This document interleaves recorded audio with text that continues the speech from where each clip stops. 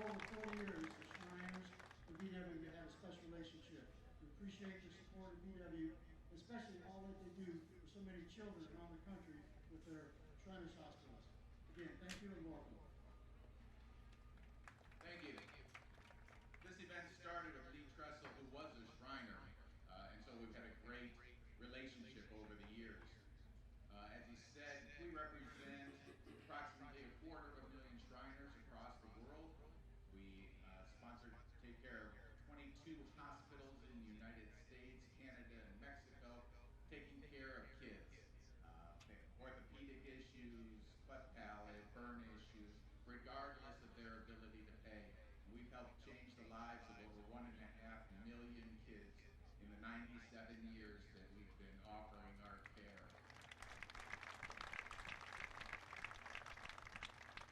Thank you so much. And on behalf of Elk Ranch Shriners, which is our local shrine center, we would like to present this check for $1,000 to Baldwin Wallace for the scholarship fund.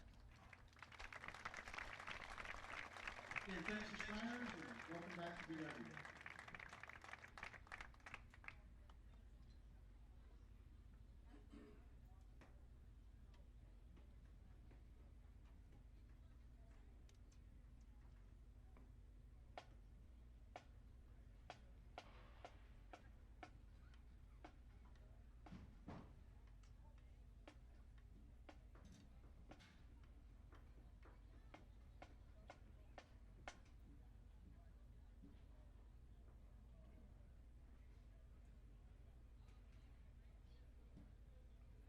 At this time, we ask that all fans please rise and kindly remove your caps as we honor America and those who protect our freedom at home and abroad with the playing of our national anthem performed by the BW Marching Band.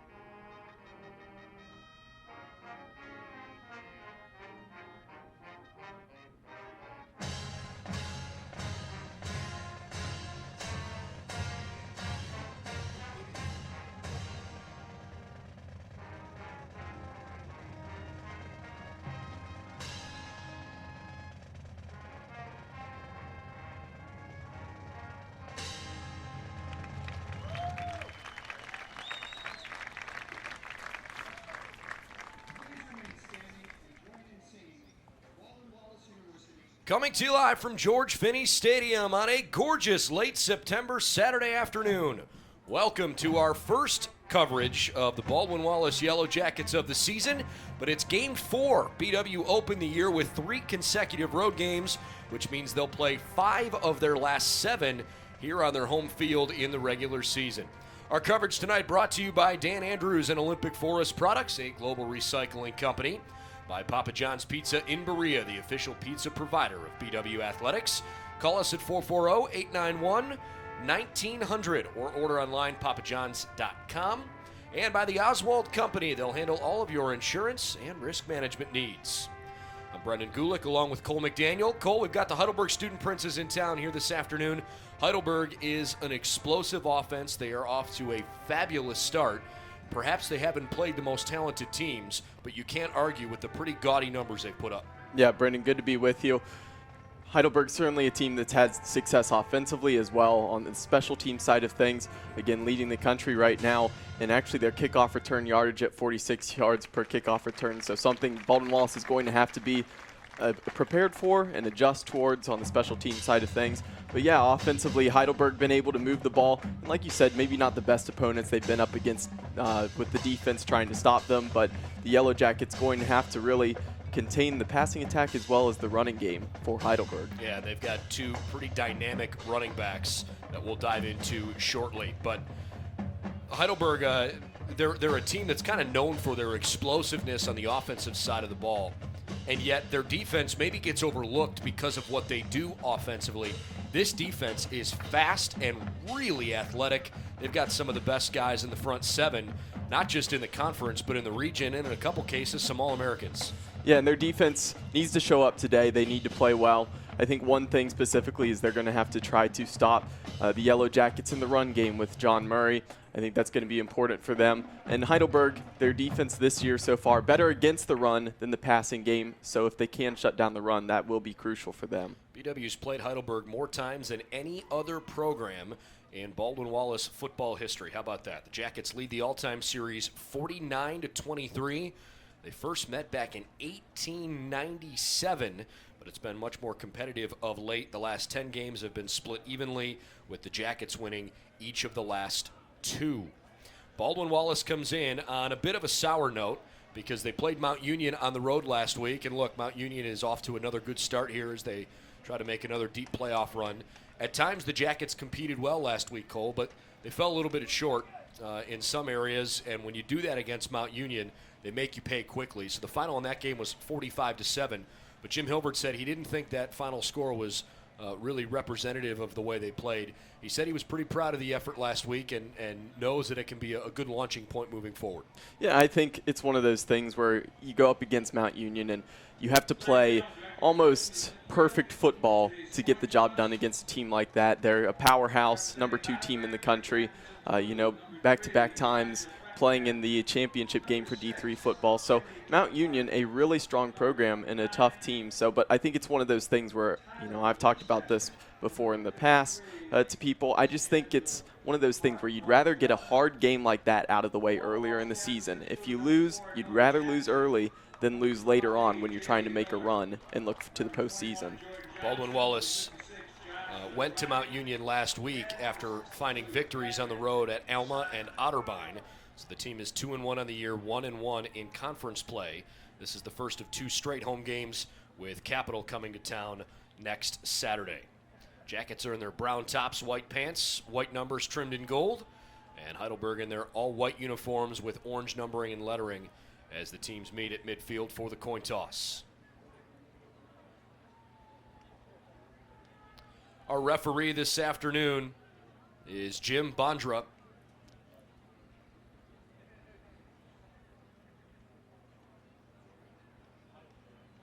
Jackets appear to be the winners of the toss here. Baldwin Wallace defers to the second half. So the Jackets will kick off, and the two teams will go the directions they had already lined up. All right, so we're going to see that offense for Heidelberg come out onto the field first. And that means while they may have listed Jace Grossman as their starting tailback, Grossman has had some action this year, but he is far from their best back. Brandon Short and Montavious Yearby have been unbelievably good, combining for 6 scores on the ground. Those two guys have run the ball for almost 600 yards in 3 games. Isn't it nice when you have a plethora of backs to hand the ball off to? No shortage on that Heidelberg side of the ball. They're going to look to their backs all game, and really the front 7 of Baldwin Wallace. It will be crucial for them to stop the run game and force Heidelberg to put it in the air. Head coach for the Yellow Jackets, Jim Hilbert. He's done a nice job here at Baldwin Wallace. This is his 3rd season. He is 13-7 in OAC play as the Jackets take the field. Coach Hilbert, 83-26 in his Division III head coaching career after spending some time down in Crestview Hills, Kentucky at Thomas More College before coming north. Head coach for Heidelberg is a fine man. His name is Scott Donaldson. 21-12 overall record. He's 18-11 in OAC action, 1-2 all-time against Baldwin Wallace. You might remember last year when these two teams met, Heidelberg scored on the second play of the game on a 66-yard score. But the Yellow Jackets from there on out took control, a 34-10 win for BW. But it just goes to show if you're not ready to go against Heidelberg right from the outset, it may not go well for you. Yeah, and I think other teams have seen that, as mentioning earlier. Number one on kickoff return yardage. So this is one of the things where the special teams has to be locked in right now. First play of the game, kicking it off to Heidelberg. You just have to pay attention, make sure you don't give up a big play, because whether it's a score immediately or it's setting them up in great field position, that's the last thing you'd want to start the home opener. So the Yellow Jackets are just about ready to get things rolling. 79 degrees, partly cloudy skies, but mostly sunny here this afternoon. And just a still breeze rippling through the flag, maybe only a couple miles an hour. This is one of the more important games in the conference this week. Lots of people are also paying attention to John Carroll hosting Mount Union. We'll keep you updated on that game as well. Number 7, Maceo Matthews. Dean Saris ready to kick things off. Maceo Matthews back deep along with Tay Yerby. And the home schedule underway. It's Matthews from the 4. Matthews had a seam for a moment, closed up quickly as a flag comes in from midfield. He's thrown a good 25 yards in the air. And it looks like Heidelberg will at least start the football with their own territory. And that's well done by the special teams of Baldwin Wallace to make sure that Heidelberg does not start the game in great field position.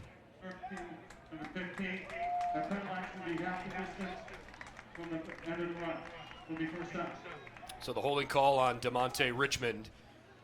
Again, Jim Bondra, our referee, Mark Widman, Todd Pisionik, Joe Giocochea, Kerry Allian, Todd Zaborniak, and Brian Scharr, our officials.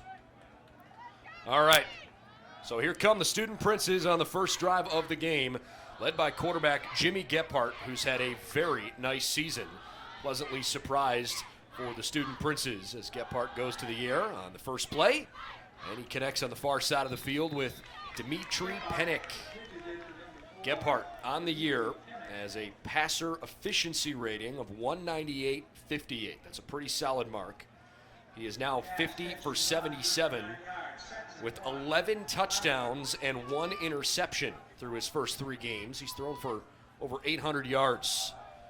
He can also hand the football off to a couple of very good running backs.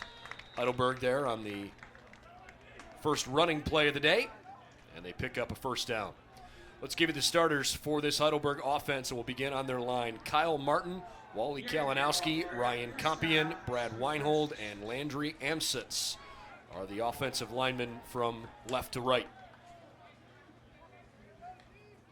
Hard count and another handoff. Little shimmy from Yerby, who is the more shifty, explosive of the backs, as opposed to Short, who likes to run downhill. Yerby is a true freshman from Port St. Lucie, Florida, and he's fit in nicely for Scott Donaldson's team. Second down and 6 from the 34. Trying to go deep down the left side. Matthews in stride, and he's tripped up. A touchdown saving tackle for the Yellow Jackets by Anthony Kendall, but a huge play for Heidelberg. And Heidelberg already showing that explosiveness. They're moving up quickly to the line, kept it moving, went to the run, went to the pass, and then the 2 runs, and then the deep shot there. Maceo Matthews is a dynamic wideout. Expect him to play an important role. This is a quarterback keeper. And Gephardt is tackled after picking up 3. Second down and 7 here early in the first quarter. Rest of the Heidelberg starters, Nick Kofer, he's a tight end for this team, and Scott Donaldson told us, look, you might not see him do a lot statistically, but he is one of the true heartbeats of this offense. He's a real leader for the team. Expect Nick Kofer to make a big impact for them. Yerby dancing to his right, and he's tackled. Well done by Baldwin Wallace defensive lineman Frank Sukup. Third down and 5 from the 10. Jackets couldn't get off the field. Well, they ran it to the right-hand side. There were at least 2 Yellow Jackets that did not get off the field, but BW lucky not to have a flag thrown. Gephardt from the gun, back to Yearby. And he's tackled right around the 3-yard line. Baldwin Wallace, Jack Bauer got to him. Bauer's having a nice 2019 as we see more tempo from this offense. And here it comes again. Well, that time the flag was thrown, but it won't matter. Heidelberg crosses the goal line for the score. So Yearby gets the Student Princes on the board. It is his 5th career touchdown. And that was a fast drive, pretty smooth for the Heidelberg offense. No really yards lost. They continue to just pound away, and that big play brought them down into a good scoring opportunity, and they punch it in. Now the 51-yard pass from Gephardt to Matthews set up the scoring drive. 12-12 left in the first quarter.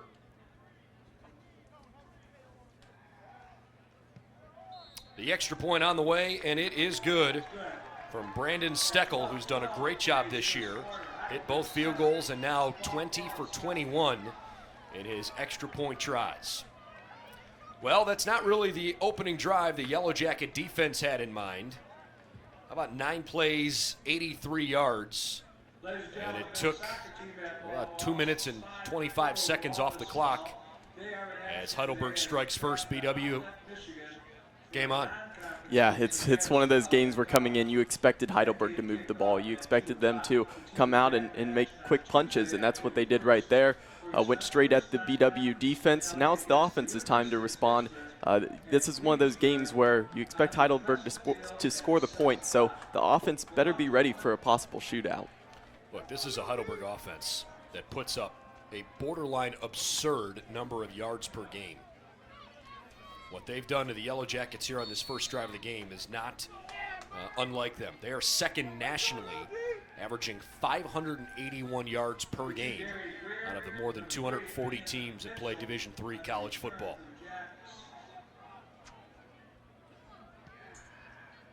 Yellow Jackets going to try to respond here on the offensive end. They take the ball from their own 3.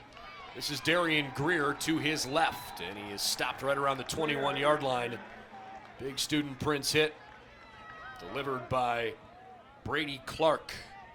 And here come the Yellow Jackets under quarterback A.J. Miller, who's taking over after 3 pretty solid years from Jake Hudson. A.J. Miller is not a total newcomer. He's played in the first 3 games of the year, and he's had mixed results. His completion percentage at 57%.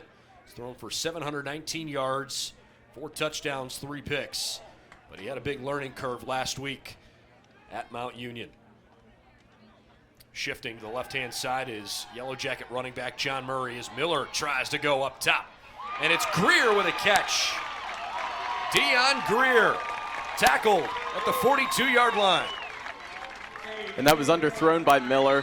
Dion Greer came back to the ball and was able to get up and get the catch. Great play by Greer to make sure that that ball does not get picked off. 37-yard completion and a Yellow Jacket first down.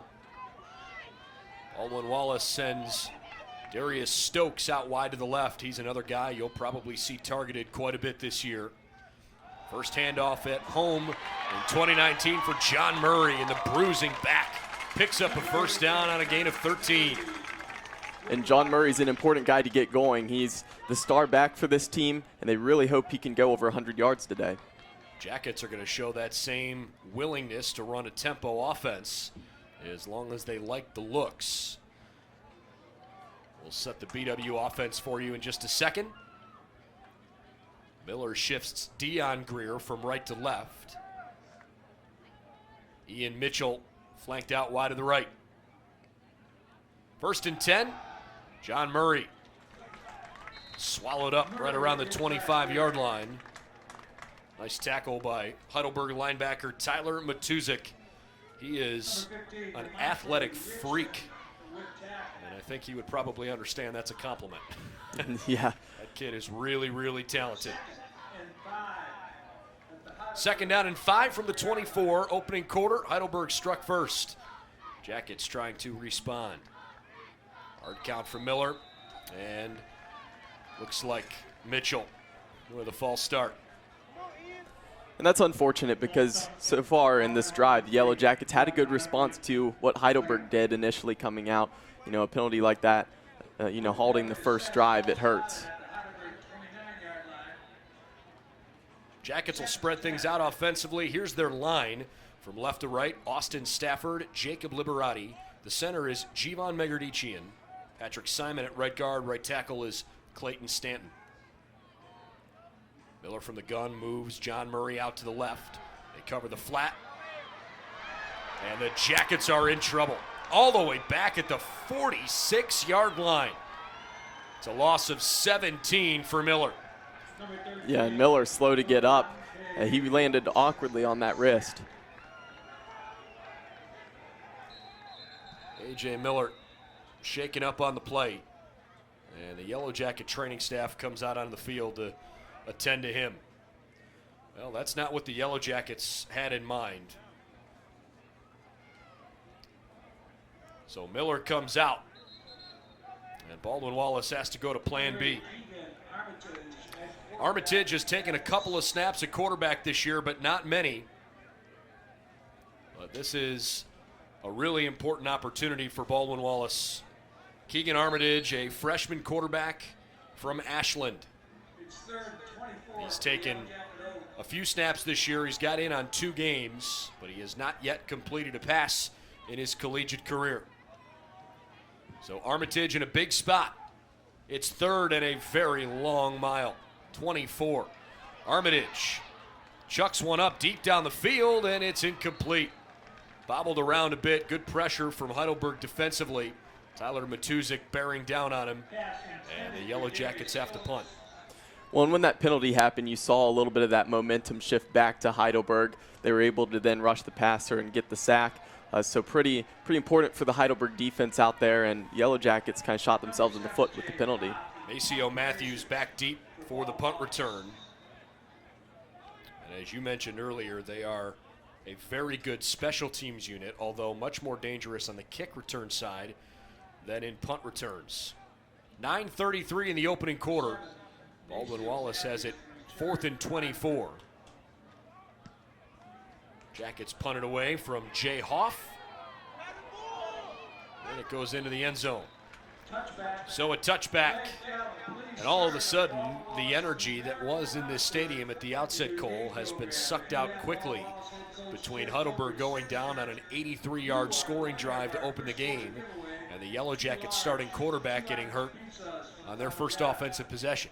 Yeah, and it's always hard to start a game like that, but these guys are out here, they're athletes, they're all ready, so it's always the next guy up, and you got to be ready to go. So hopefully Miller's okay. If he's not, then that just means that it's time to go, and you got to play on.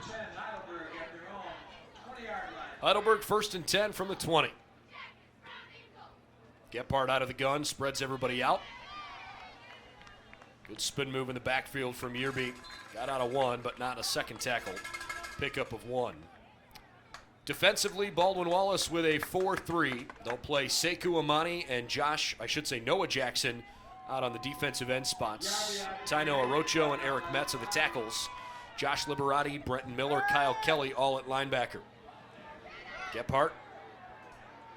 Plenty of time to make something happen. He tucks it and runs and picks up a moderate couple of yards. 3rd down and 5 upcoming. And that was well done by the Baldwin Wallace secondary. Nothing there, no options. But you have to give credit to Heidelberg's O-line. A lot of time for their quarterback back there. In the backfield, Jordan Johnson, Jack Bauer, Andrew Parker, and Anthony Kendall for BW. As whistles blow here. It's 3rd down and 6 after the 2-yard gain. Flag is down right in the middle of the line of scrimmage. And it's hard to tell who moved first. Both D tackles for Baldwin Wallace jumped, as well as the center for Heidelberg. Here's the call. Offside. Defense.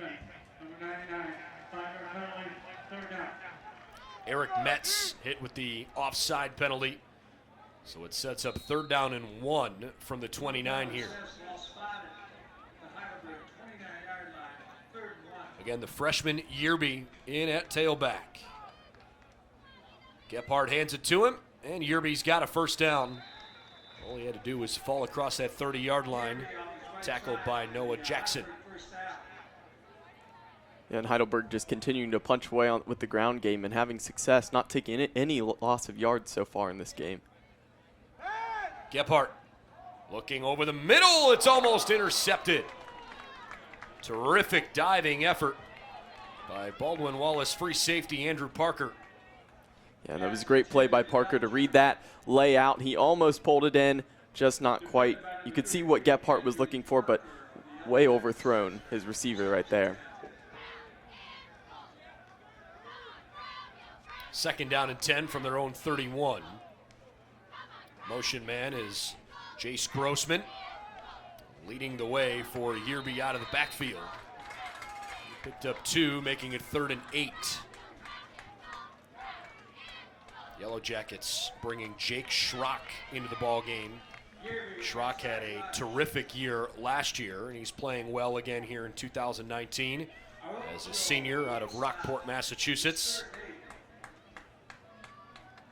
One of the better tacklers and more physical guys on that defensive line. Gephardt on 3rd and 8. Wants to throw. He's got a little bit of time. Flushed up to the right-hand side. He needs a good block, and he gets it. First down, Heidelberg. Dimitri Pennick with the key block on that outside. Well, and you just mentioned him, Jake Schrock. He got into the backfield, flushed out Gephardt, but good job blocking by the wide receivers up ahead to give Gephardt room to get the first down. Clearly you could see that Gephardt is a mobile quarterback, but he doesn't want to run first. Yerby out to the right side, sprung for a big run. All the way down toward the 33. And it's just like you mentioned, you said that Grossman is a guy to watch out for, and of course he's listed as the first team back, but Yerby getting most of the carries here so far in this game. It's a 25-yard run negated by a holding call. So the Jackets dodge a bullet. Brandon Short, 73 carries for 391 through the first 3 games.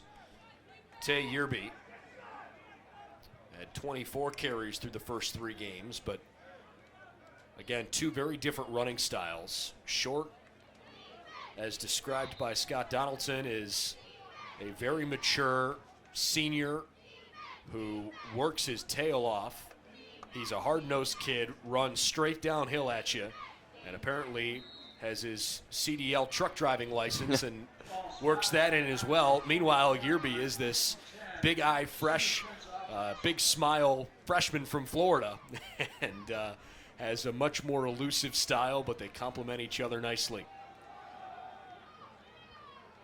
Up toward the 45-yard line, Yerby is spun down for a gain of almost 4. Well, it's second down and actually going to put him at the 45. Second down and 7. That holding call was marked off from the spot of the foul, so it had been 1st and 11. Now it's second down and 7. Gephardt on the play action. Gets rid of it quickly. He's got a man, and he just missed him.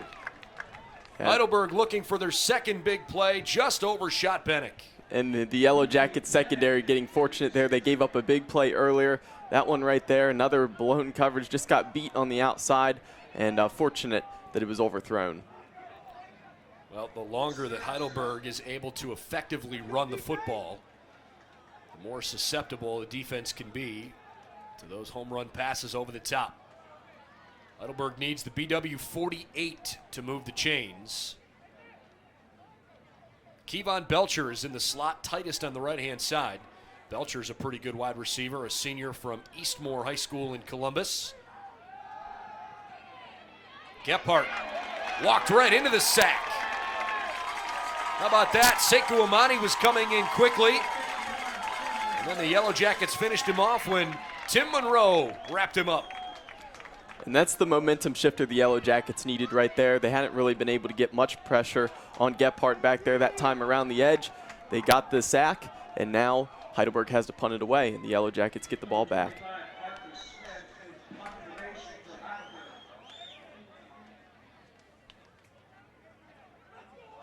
So Heidelberg ready to punt on 4th and 16. Dion Greer back deep to return the punt. It is a booming kick. Greer a fair catch right around his own 20-yard line. And they will put it at the 20. It's a nice, almost 50-yard punt. Elsewhere around the OAC, there are only 4 games today, by the way. Ohio Northern is at Otterbein later tonight. They don't kick off till 6 o'clock, so only 2 other games going on at the same time as ours. Muskingum leads Wilmington 7-0, 4 minutes left in their first quarter. And Mount Union drew first blood at John Carroll. It's 7-0 Purple Raiders, 6 minutes to go in their first quarter. Well, Keegan Armitage, the freshman quarterback, is continuing to play here as they hand the football off to Greer. He shook away from one, but Lauren Suave able to wrap him up in the backfield. Obviously, this is not an ideal situation for the Yellow Jackets, but they're going to have to figure out a way to work through it. Yeah, definitely. And they need to get the freshman quarterback some short passes so he gets his confidence. 2nd down and 10. Armitage. Quick throw toward John Murray. He dropped it. It is a forward pass, incomplete.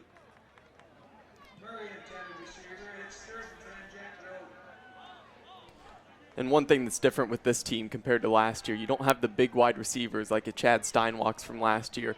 You know, of the first 4 guys listed on the depth chart, they're all under 6 foot tall. So it's more slot guys out there. You know, you got to look for the shorter screens, the slants, all those shorter routes.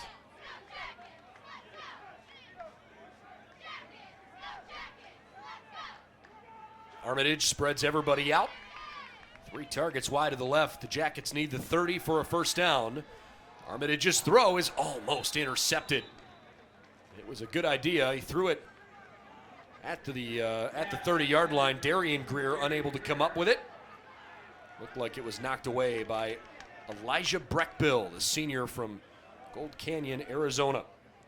And good to see the freshman quarterback get up fairly unscathed because he took a shot right there as he released the football. Yeah, he'll do a lot to help his teammates believe in his ability if he's willing to stand in the pocket in tough spots. Yellow Jacket punter Jay Hoff back to send one away from his own 5-yard line.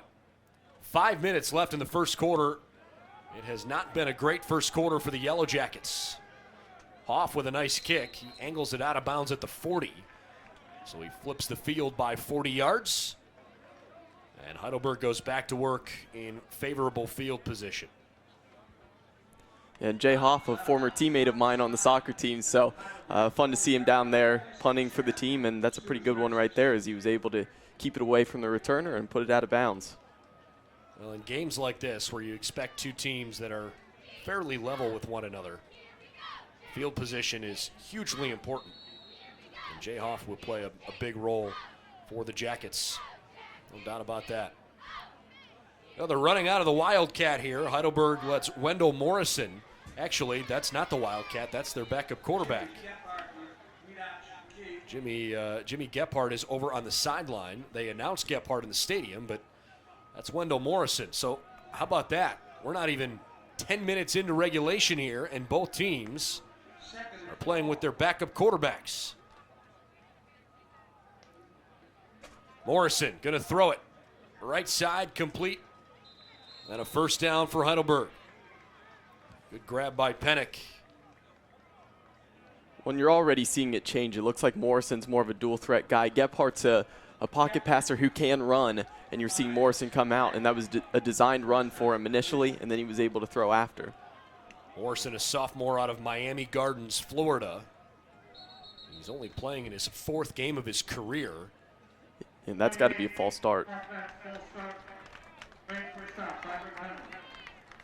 Career passing numbers for Morrison entering today, 4 for 8 for 104 yards with a touchdown and an interception, and he threw a 73-yard touchdown pass.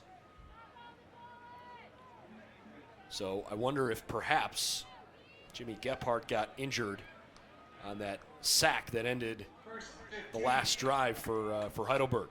It's first down and 15 late in the first quarter.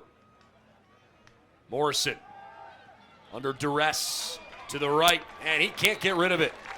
Another good play by BW defensive lineman Frank Sukup. And that's just a great pass rush from the Yellow Jackets. They were able to get in the backfield. There were several guys pressuring and able to come away with the sack. And you're seeing the defense start to get more movement up front against the Heidelberg offensive line. Second down and 23 after the loss of 8.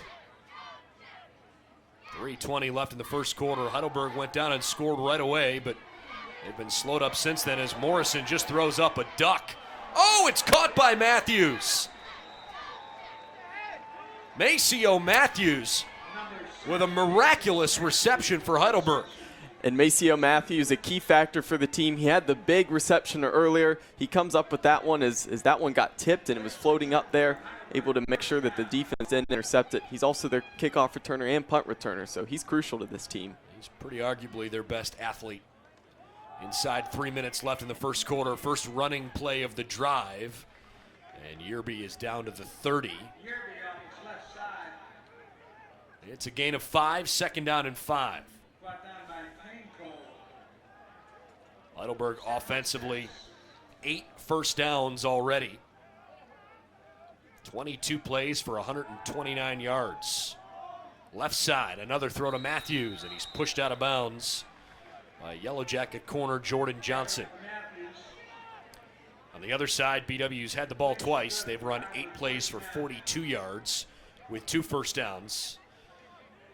Heidelberg is moving the ball just fine, especially on third down offensively, where they are one of the better teams in the country. Spin move by Yerby, tough to bring down. Takes 3 Yellow Jackets to finally stop him. Noah Jackson helped finish him off at the end.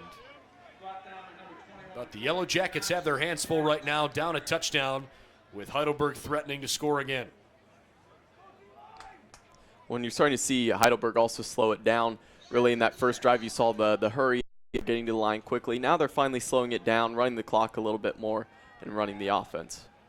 I wonder if some of that's because they've got Wendell Morrison in, who probably hasn't had very many reps.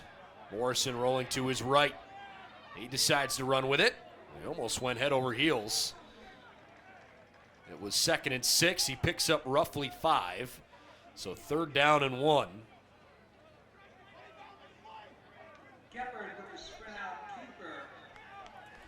Well, offensively, Tay Yerby already 12 carries for 37 yards. This time it's Grossman, though, in the backfield. And he got stuffed. Absolutely nowhere for Jace Grossman to go. Well, and initially the push up the middle is what made him bounce off, and he had to bounce back, and he was going to try to round the corner. But the tackle by Andrew Parker coming down from his safety spot, well done by Parker to get the tackle and force them to a field goal. So Brandon Steckel will attempt a field goal here. Trying to give Heidelberg a 10-0 advantage from 32 yards. Steckel buries it through the uprights. 3 for 3 on the season for Steckel. No problem on the medium length field goal try. But the Yellow Jackets at least feel good about keeping Heidelberg out of the end zone. Well, I can guarantee you neither team expected this game to go this way, where you lose your starting quarterback in the opening minutes of the game. You don't see that very often for any team, let alone for both teams in the same game. But we'll have to see what Heidelberg has in store. They're going to have to dig down deep the same way the Yellow Jackets do. At the moment, they're playing with a 10-0 lead. Well, and when you lose your starting quarterback, I don't think you completely change your game plan, but I do think you adapt and you just try to get somebody settled in, especially Armitage is a freshman. He's still young. Just get him the short completions, quick out routes, quick slants. The more you can get him comfortable, the better it will be in the second half if it's a close game and it comes down to the wire, that the more comfortable he would be to throw the longer ball. That's a good kick by Heidelberg, goes through the end zone. So 40 seconds left in the opening quarter. Heidelberg leads Baldwin Wallace 10-0. By the way, on the other side of town, Mount Union is off to a great start against John Carroll. It's 14-0 Purple Raiders. John Carroll does not have a first down yet. They are late in the first quarter.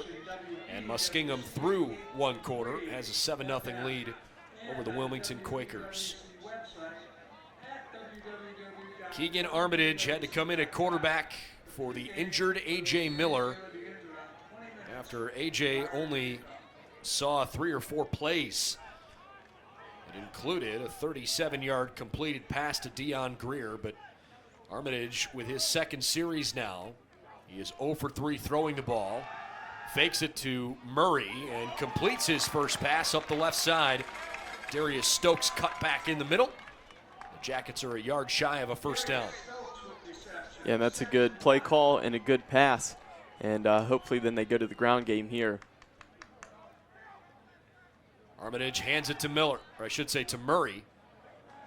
And John Murray picks up the first down with 15 seconds left in the first quarter. And that was well done. And again, you're seeing Murray get that forward push. And he's a guy who's hard to bring down. He's hard to get down behind the backfield. And the more you can get him moving the ball, you know, in the ground game, it's super helpful for the offense. Well, that's the end of the quarter. No surprise to see the Yellow Jackets not run another play. And they'll switch sides of the field here. Well, the Jackets have to dig down deep and figure out how to make this offense work with a freshman quarterback who has not seen a lot of time in his collegiate career after A.J. Miller got hurt on the first series of the game. Second quarter coming at you next. It's 10-0 Heidelberg. BWYellowJackets.com.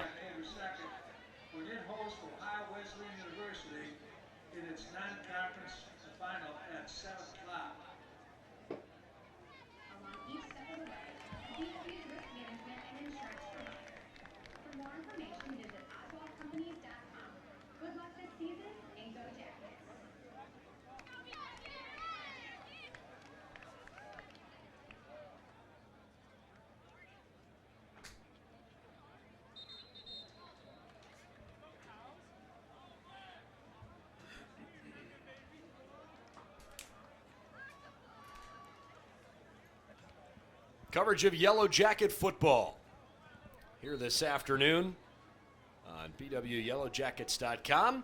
It's brought to you by Jimmy John's in Middleburg Heights. We're freaky fast, so your sandwich arrives freaky fresh. Call us at 440-625-0745, or you can order online at jimmyjohns.com. Murray, the first play of the second quarter, and he gets into the second level of the defense. 2 yards shy of a first down, but a good run by John Murray. Yeah, and I think coming into this game, and you looked at the stats and thought, hey, it's going to be tough to run the ball against Heidelberg, but there have been more openings so far. John Murray in his freshman year was off to a pretty good start. Made a nice impression on this Yellow Jacket team. And in the first quarter, Murray able to carry it 3 times for 22 yards. Armitage up in the pocket. Couldn't get rid of it. Gotta be careful not to get hit from behind, and he is pushed out of bounds. I think he lost a yard back to the 45. So it's 3rd down and 3. Yeah, very fortunate not to get pulled down from behind there. He just barely slipped out of the shoestring tackle, but that's one of those where the internal clock's got to be going, and why not just throw it out of bounds in that situation? I have to imagine the game is moving quickly for Keegan Armitage. He needs to try to find a way to slow things down a little bit. 3rd down and 3. Hard count. They give it to Murray, and John Murray's got enough. Not only does he pick up the first down, but on that carry, John Murray goes over 1,000 career rushing yards. And to get that big number, but also do it in a fashion of picking up yards by bouncing off of guys. I mean, he bounced off of 3 would-be tacklers there, picks up the first down, and hits 1,000 yards. So congrats to Murray, and I expect to keep seeing him gain yards throughout his career. This is the 14th game of his career after playing each week as a freshman. 12 rushing touchdowns, 9 of those in his freshman campaign. Murray gets his number called again, and he rids a couple tacklers, and he picks up 9. Stopped at the last minute, deep in the defense by Nick Kofer.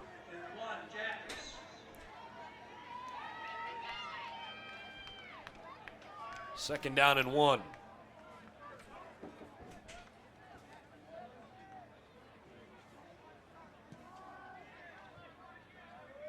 Maybe a little bit of momentum now for Baldwin Wallace as they send Mitchell Yale in motion. Murray, no problem picking up the first down. And Heidelberg has no answer right now to stopping Murray, and part of that is you have to give credit to the BW offensive line. They're getting a push, they're opening up the holes, and it looks pretty good for Murray right now.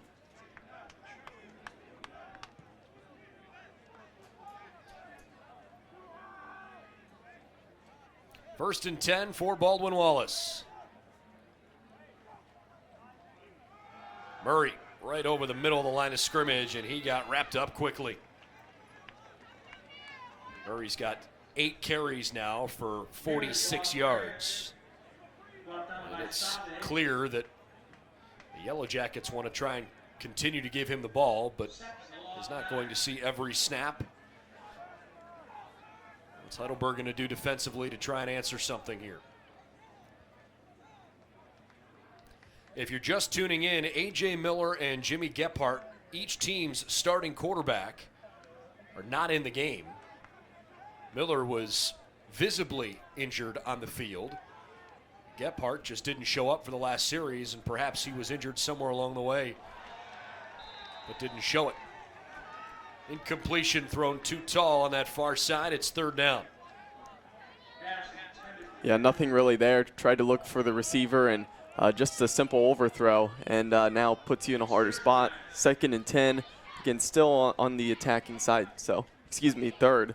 So it's one of those things where still not quite clicking on the passing side of the game. Stokes and Buchard. And Darian Greer wide to the left. Ian Mitchell out wide right. The Jackets have only completed 2 passes so far in the game. Motion man is Darian Greer. Armitage chucks one up, got hit as he threw. It's underthrown, and Greer came back to it. Rather, it's Mitchell. First down, Yellow Jackets. And we've seen that twice today. We've seen 2 underthrows. One was before Miller got hurt, and we saw Greer come back and catch it. That one, Mitchell did the same thing. Good job by the receivers to keep their eyes up and come back and win the ball. Ian Mitchell sets up first and goal. Boy, that's a big completion. 29 yards. It's first and goal from the 5 with BW down 10-0. Running back here is Sean Perry, and Perry is in. Touchdown, Baldwin Wallace. And well done by the Yellow Jackets offense to get back on the board, and they needed that right now, down 10-0. It couldn't have come at a better time, and now getting points up on the board, it makes this more of a game. Sean Perry with his first career touchdown. The freshman from Clearwater, Florida makes it 10-6.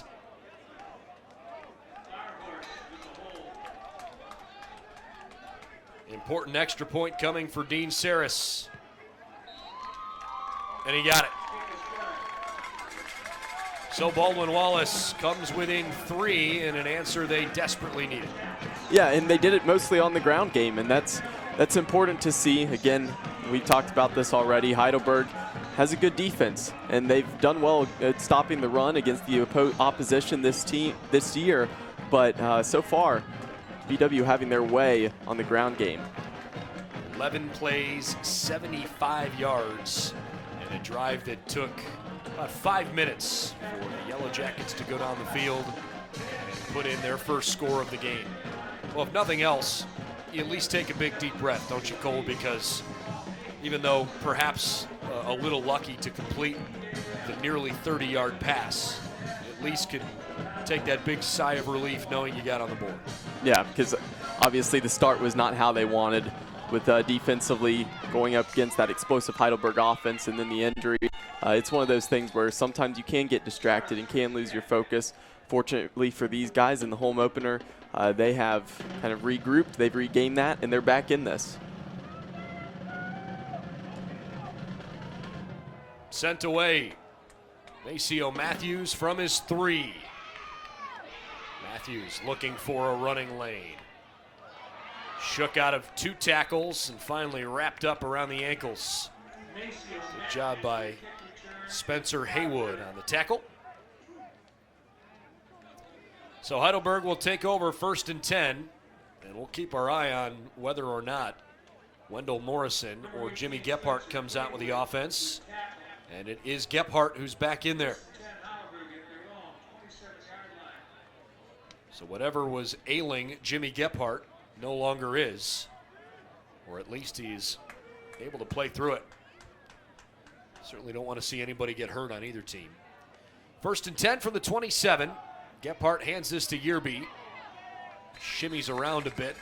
A lot of action to pick up 1 yard. And Yearby's got such quick feet, and he's got that elusiveness. He's definitely got the ability to make guys miss in the backfield. You saw it there, able to pick up a couple yards. Eric Metz in on the tackle. 2nd and 9. Good spot. 2nd and 8. They gave him 2 full yards. Pass is caught on the far side by Pennick.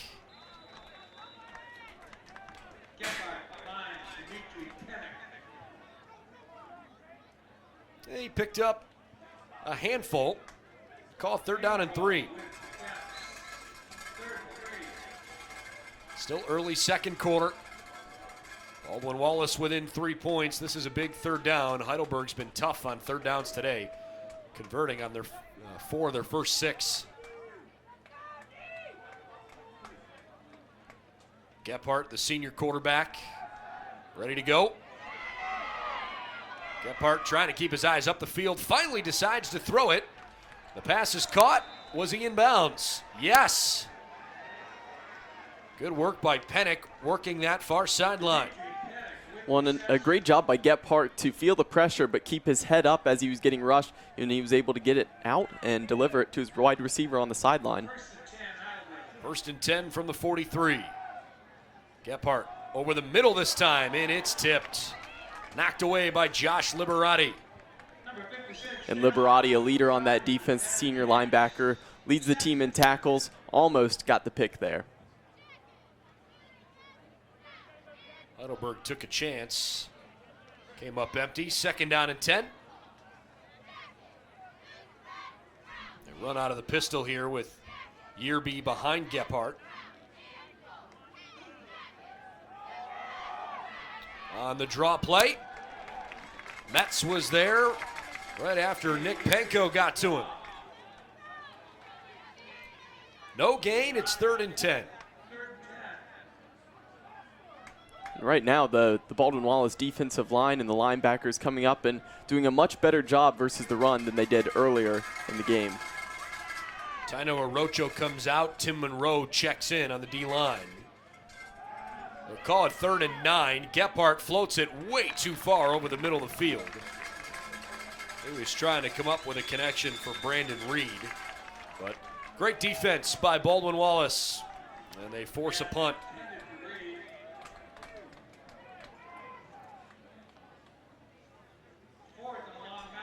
So a short drive, picked up 1 first down, but that was it. Heidelberg ready to punt it away. Parker Smith stands in there. Dion Greer back deep to return the punt.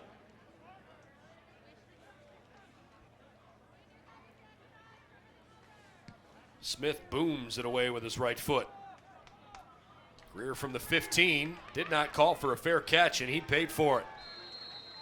Tanner Vitaz whacked him. The Jackets will take over at their own 14-yard line. Yeah, and Dion Greer, a shifty returner. He's a shifty wide receiver as well. That time, as soon as he caught the ball, His first step was backwards, and so he was never able to get any momentum and could not shake the defense, well, the special teams coming at him. So probably should have called for the fair catch there, but I completely understand with being a shifty guy, expecting that you can pretty much get past anything at times.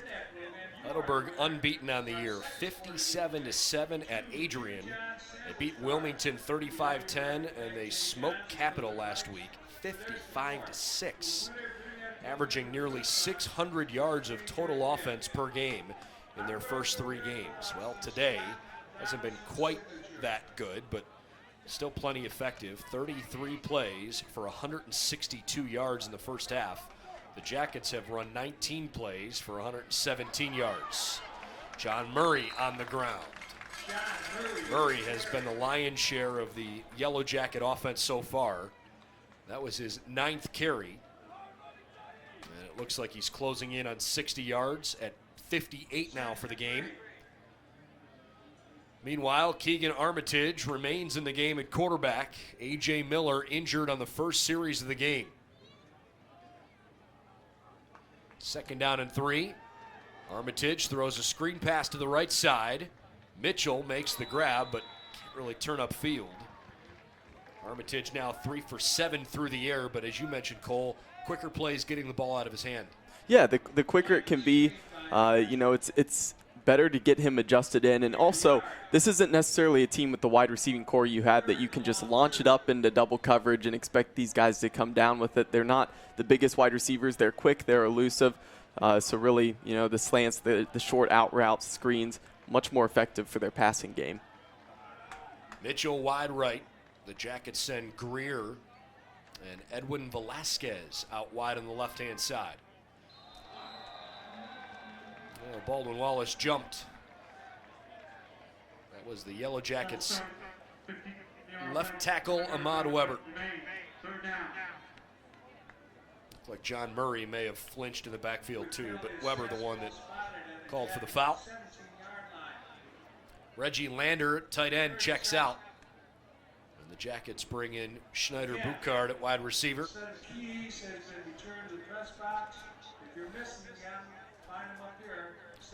So after the 5-yard penalty, it's 3rd and 7. Jackets have not been very good today on 3rd down.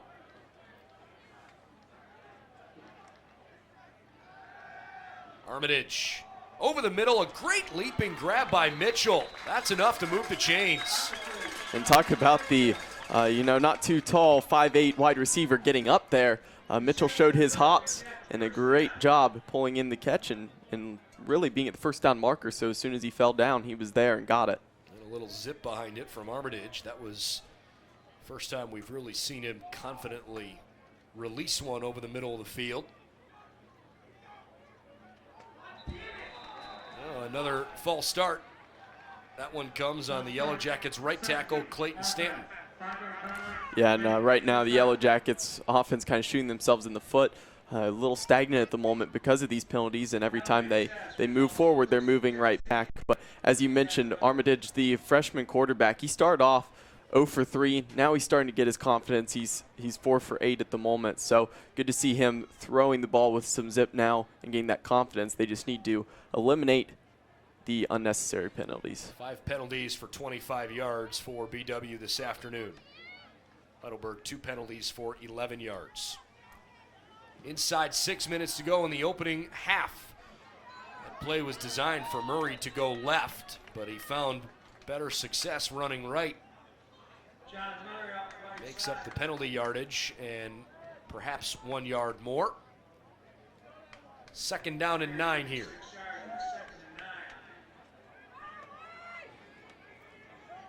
Yellow Jackets have plenty of time. They stack 4 receivers to the left. It's a screen play for Greer, and he crosses the 30. It was pretty well designed. A little pocket for Greer to catch and have some blocks set up. Well, and I like the call. I like having that diamond, too, down here, so you have 3 blockers off the screen. Sometimes you can't get guys out quickly enough, so to already have 3 receivers there, it's helpful. 3rd down and 4. BW needs the 36 for a first down.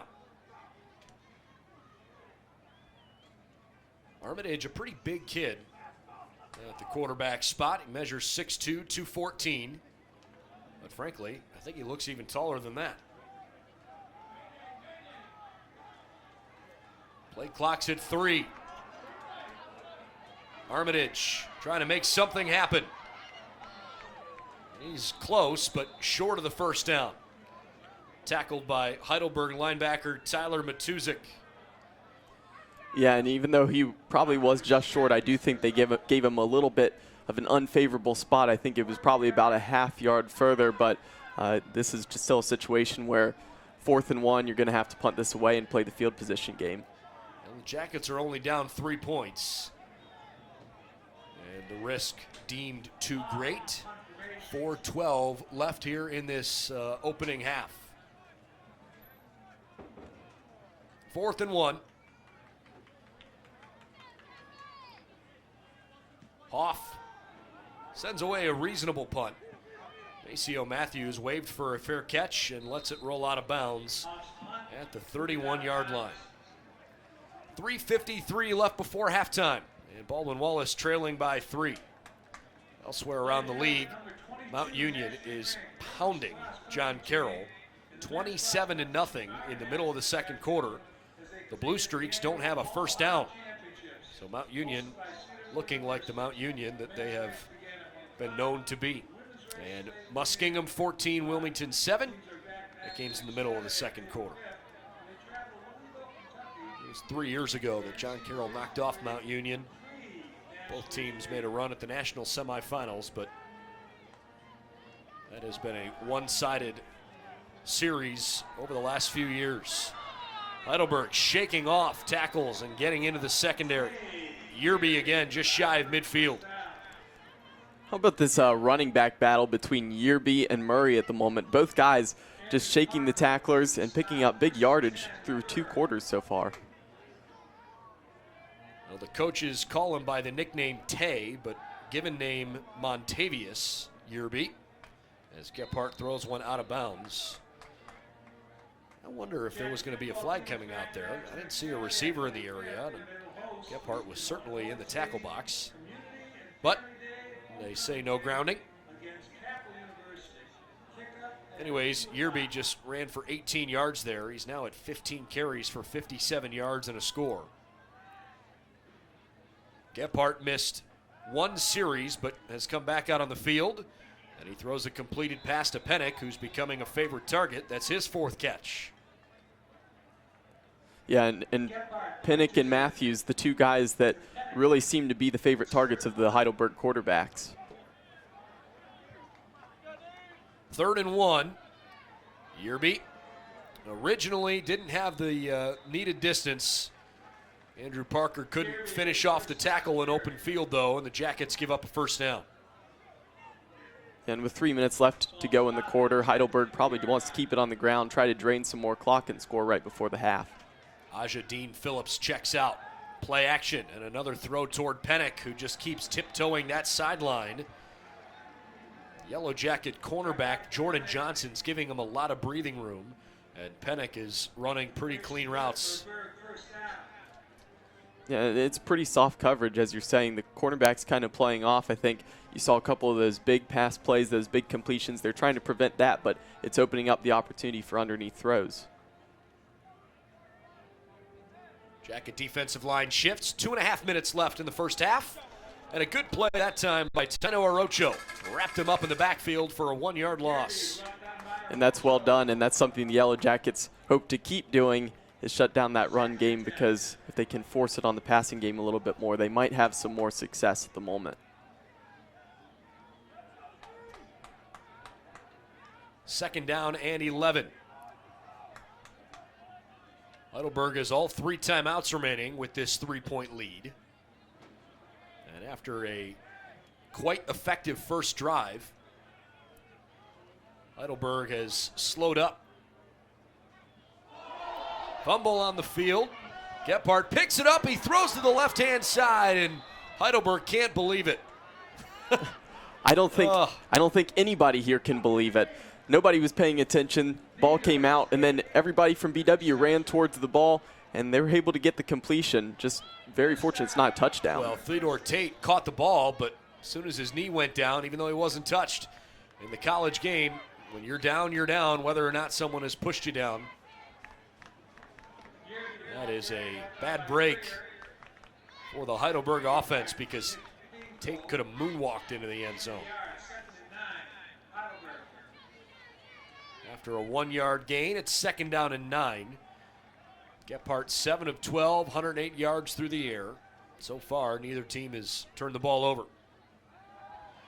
Jimmy trying to throw toward Matthews in the back corner. That is ruled incomplete. Heidelberg can't believe there's no flag, and frankly, probably had a good argument. Yeah, they did have a good argument. You know, the DB did not really look back. He didn't check for the ball. But the one thing is not too much contact there, just a little bit. They had the argument, but I completely understand why the flag would not be thrown there. Jacob Collier was the defensive back on the play. 3rd and 9. Gephardt with the pocket collapsing. Gets away from Sekou Amani originally. Now Gephardt rolling to his right. Extending the play, and he throws a completed catch to Matthews at the 1. Unbelievable. Yeah, I think part of the unbelievable thing is I don't know how that hold was missed. Jake Schrock was coming in. The tackle got him from behind. I think that was a holding as he grabbed him. Again, not called. Heidelberg gets the completion. Well, Matthews picks up his 4th catch. He's now got 105 receiving yards in the first half. And with 40 seconds left, Baldwin Wallace calls a timeout. Well, it goes without saying how important the end of this first half is. The Yellow Jackets, you might remember, kicked off to start the game, so they'll have the ball to start the second half.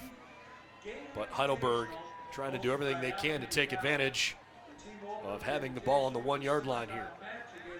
Well, and the general cliche here with under a minute left to go is if you hold them to a field goal, you win. The only challenging thing is that Heidelberg's been pretty good with the ground game. You know, whether they have Yerbien, who's been elusive, or my guess is they'd put Grossman in at this point because he's more of the power back.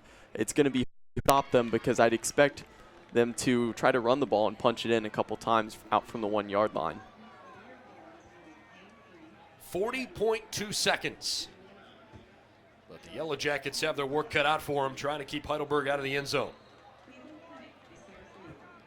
They're going to run the Wildcat here with a really big running back. Verdante Wilkinson. You know why he's looking like a big running back? It's because he's a defensive lineman. Touchdown, Heidelberg.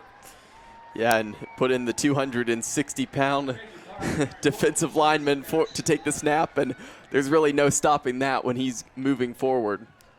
Verdante Wilkinson scores his first career touchdown. And it is 13-7. I should say 16-7. Heidelberg.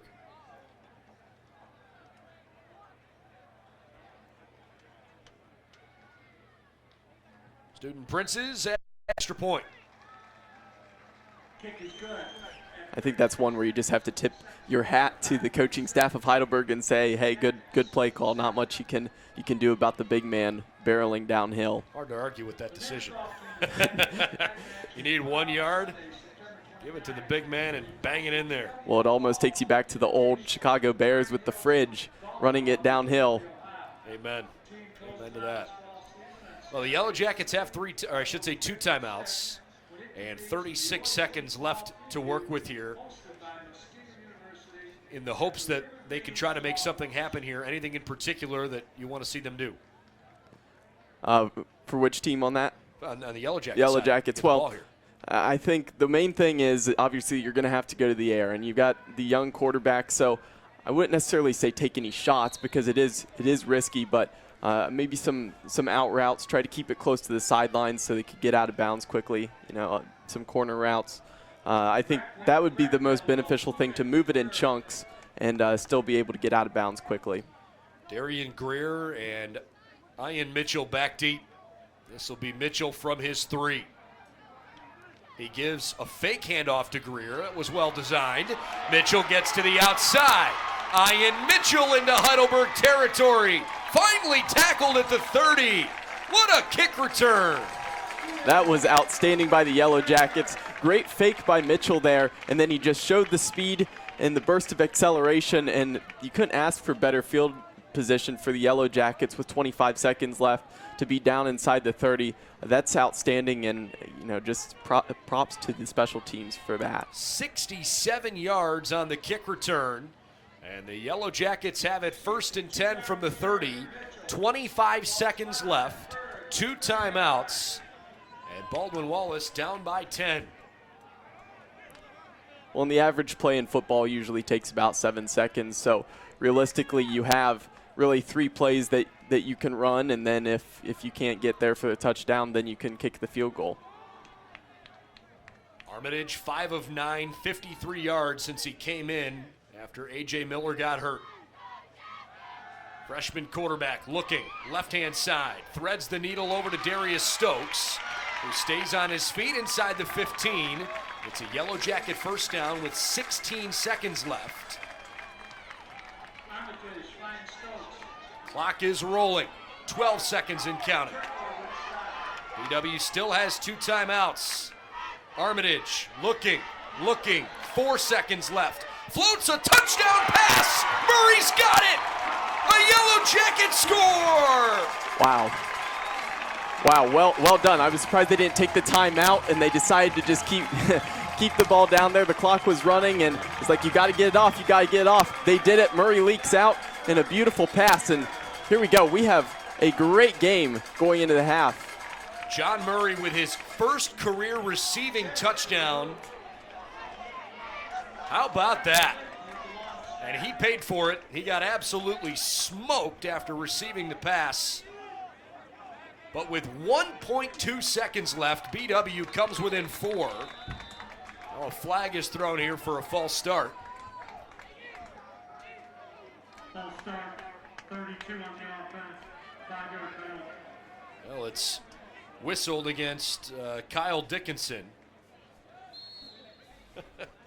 All set up by the 67-yard kick return, and 2 plays later, Baldwin Wallace throws its first touchdown pass of the afternoon.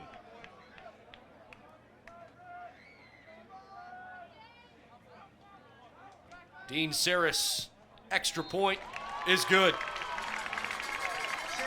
Well, Heidelberg thought they had firm control of the first half when they methodically marched down the field and put themselves ahead 17-7 on an 11-play, 69-yard drive, killing off all but the final 36 seconds of the half. And the Yellow Jackets respond in the blink of an eye. John Murray, his first touchdown of the day, 13th career collegiate touchdown.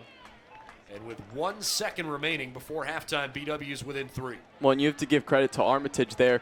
He came into the game as backup quarterback. Probably didn't expect coming in that he was going to get, a snap, many at all. And it's one of those things. He stepped in and he rolled out there, kept his composure with the clock ticking down, and was able to deliver a good strike. And well done by John Murray to rise up, catch the ball, and take the contact and get the touchdown. Well, the Yellow Jackets can't lose focus yet. Got to make sure that you take care of things and don't kick the ball out of bounds. Make sure you cover Matthews because of what we've seen his ability has looked like in this first half. Jackets only have 178 yards of offense, which is not too bad, but the big kick return certainly helped. The best thing is to squib it. Which they do. And a reasonable return from Barry Middleton, but the halftime horn sounds. And Baldwin Wallace is down only 3.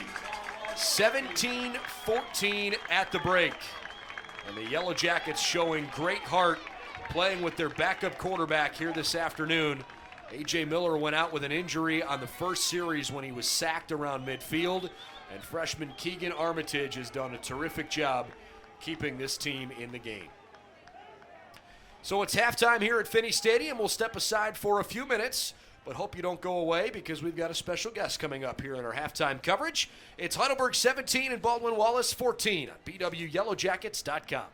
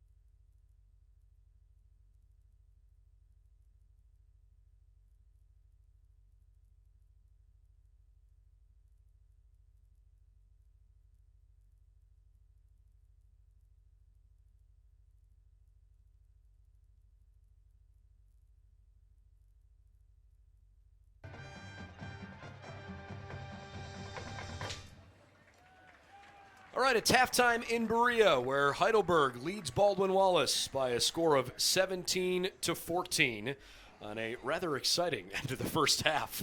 Baldwin Wallace able to come back within 3 and keep things tight in their home opener here in 2019. We'll talk more football here momentarily, but we have a special guest from the Shriners hospitals all across the country, Mark Bollinger, who is with the Shriners here today, and they've been involved with Baldwin Wallace football for a long time. Wanted to visit with you at halftime. Thanks for coming along. Oh, it's my pleasure. Thanks for having us. So for the folks that don't know exactly what the Shriners and the Shriners hospitals are all about, can you give us an idea of what your mission is? Yeah, the Shriners, first of all, is a subgroup, if you will, of Masonry, Freemasonry in the world. And the Shriners philanthropy is the Shriners Hospitals for Children.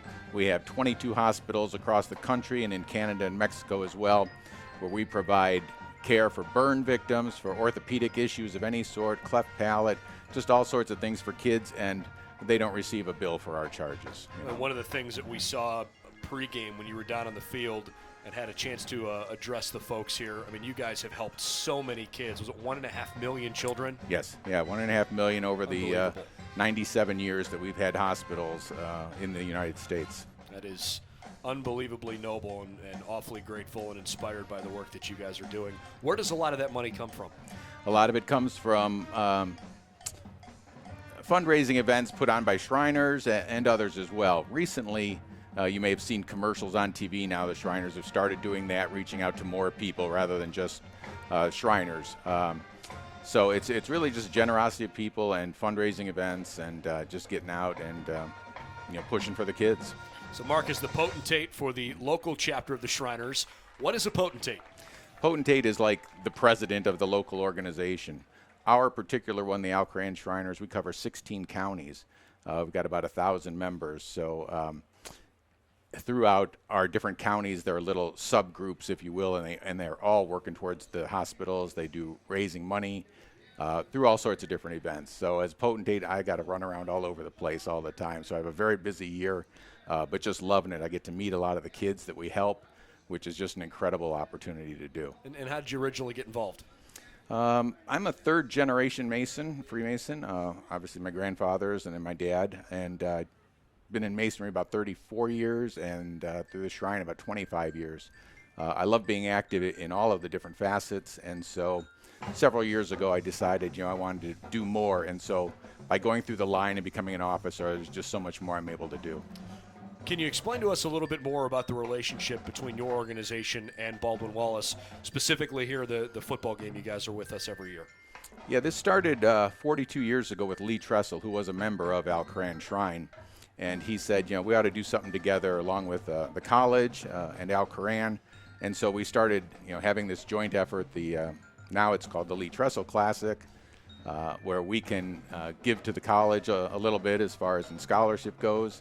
But we just have a great working relationship with Baldwin Wallace, and it's great to be able to come out here and be with you. Well, we are awfully pleased to have you. Thanks for dropping by, and hopefully the rest of the game will be as exciting as the first half was. That was an incredible finish, so yeah. And being up here listening to you guys announce that is just fantastic. So again, thanks for having us. Thank you very much, Mark. Mark Bollinger of the local Shriners chapter here as they continue to support kids all over the country.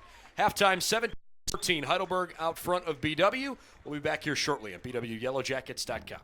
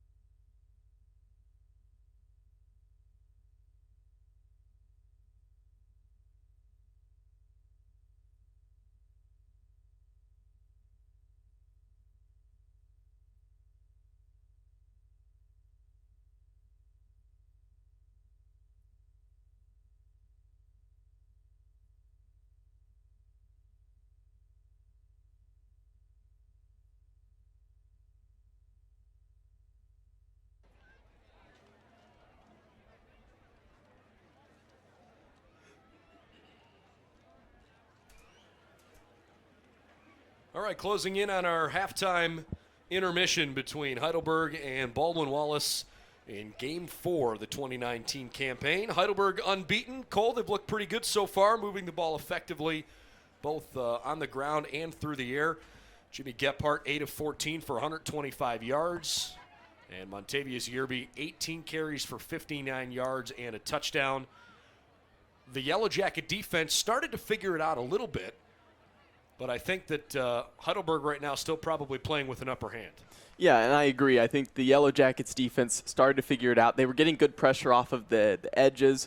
The edge rushers were coming in and really creating a little bit of havoc, as Gephardt didn't always have the most time and room to throw, and because of that, he overthrew it a couple times. But the one thing is, they haven't really been able to stop Matthews or Pinnock, and they've been able to grab the ball, especially on the sideline. If they've been able to flush out Gephardt, he's still been able to find the receiver and barely get the toes down and get the reception. On the other side, John Murray Jr., 10 carries for 64 yards, so 6.4 yards per carry, and that's a pretty true average. His longest carry is 12 yards, so you really have seen Murray be that effective throughout the course of the afternoon. I would not be surprised to see a heavy dose of John Murray in the second half.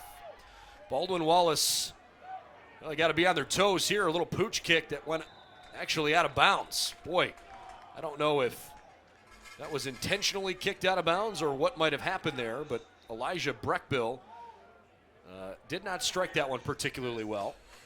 No, he did not. And, you certainly think, hey, the last kick return that the Yellow Jackets had, it went for big yardage, so I completely understand why they wouldn't want to kick it deep. But, maybe, squib it, put on the ground. I don't know why, especially with the wind changing right now, why you'd loft it up towards the sideline. We'll keep our eye on Zach Blackiston defensively. He's got 6 tackles so far and 1 quarterback hurry. Blackiston wears number 12 for Heidelberg, and he is pretty much in on every play, standing up there on the far side of the defensive line. All right, Keegan Armitage hands the football off, and John Murray is swallowed up. Patrick McCarthy with his 2nd tackle of the game. Yeah, and that's about the only time we've seen Murray swallowed up so far in this, and we've seen the offensive line and the tight end Mitch Yale do a good job blocking for him. BW trying to get back in the win column after losing at Mount Union last week, and John Murray is hit again. Nowhere to go. Blackiston the first to get to him. Yeah, and I don't know what Heidelberg said in the locker room there, but they came out with an intensity on defense in their front 7, really able to shut down Murray so far on the first 2 carries. All right, I have to say it. Scott Donaldson, the head coach for Heidelberg, specifically asked me to bring this up, so I can't get in trouble for this. The the incredibly impressive defender, Zach Blackiston, has perhaps the most unique nickname I've heard in a long time. 3rd and 11. Armitage has to hurry, dumps it off. Mitchell hit from behind and dropped around midfield. It's 3rd and 11. The Jackets picked up 8 to set up 4th down and 3. Zach Blackiston is a pretty imposing guy, 6'4", 235 pounds, sophomore from Massillon Perry, where they had great football teams during his high school tenure. But he's got red hair, and his mom gave him the nickname Gingiraffe. I thought that was the funniest nickname I think I've ever heard. If you've had that at your disposal, why haven't we called him that the whole game so far? Come on now. I wasn't going to rub it in, but apparently his mom came up with the nickname, and Mrs. Blackiston told Scott Donaldson that that's what she likes to call him. And so, hey, if mom says it, it's all in good fun and it's in love. But I have to be honest, that's probably the funniest nickname I've ever heard in my entire life. Well, wherever she is, we have to give props to her for that one, because that is a fantastic nickname. Absolutely. Well, Blackiston, the football player, is he's just fantastic. He put 40 pounds of muscle on in the offseason, and he is showing that off here this afternoon after Heidelberg forces the Jackets into a 3-and-out. All right, Heidelberg 17, Baldwin Wallace 14. About 2 minutes into the start of the second half. Gephardt missed one series because of an injury in the first half. He's going to run it, and he's out of bounds with enough for a first down. Jimmy Gephardt missed a little bit of time with an injury that, frankly, we weren't able to figure out. Wendell Morrison came in as the quarterback, completed all 3 of his passes. One of them was a bit fortunate, really hung up in the wind. And speaking of the wind, there must be a storm system blowing in because it was tame earlier and now it's quite breezy, and the wind is flipped directions, blowing hard left to right across the field after Yerby is stopped for a pickup of 5. Yeah, and you said it, the weather's almost completely changed from that first half to the second. It was so sunny, no breeze, and now it's completely different. It's cloudy and a lot of wind coming through. Heidelberg by 3 on the road. They haven't beaten the Yellow Jackets in 3 years. Yerby wrapped up behind the line. Nick Panko, the first to get him. Yeah, and that was a great job, as we've seen Yerby be slippery and elusive. And that time, the Yellow Jackets were able to collapse, get the first push back on him, and Yerby, as he was going backwards, was pretty much just a sitting duck for the defense there. Panko, Liberati, Metz, and Orocho all check out defensively as the Jackets bring on a different group here. 3rd and 9. 11:50 and counting in the third quarter. Gephardt looking left, staring left, throws it high, incomplete for Belcher. Great coverage that time by the Yellow Jacket free safety, Andrew Parker, over to knock it away. And Parker, a guy who's had a pretty good game, as in the first half he came up with a couple huge tackles. He almost got an interception as well when he laid out. Was not able to pull it in there. Good job breaking up the pass and forcing the 4th down. Parker Smith punted twice in the first half. Had a 40-yard punt and a 44-yard punt. Smith, high snap, still gets it off. It's a good one. Greer dropped it at the 42. Heidelberg thinks they've got it. The Yellow Jackets a little bit anxious on the near sideline. A flag, by the way, thrown on the far side. And it is Heidelberg football. There's the official signal. So Baldwin Wallace cannot handle the punt return, picked up by Brady Clark. And we'll wait here for the referee's signal. I would imagine it may be sideline interference given the direction of where it was thrown.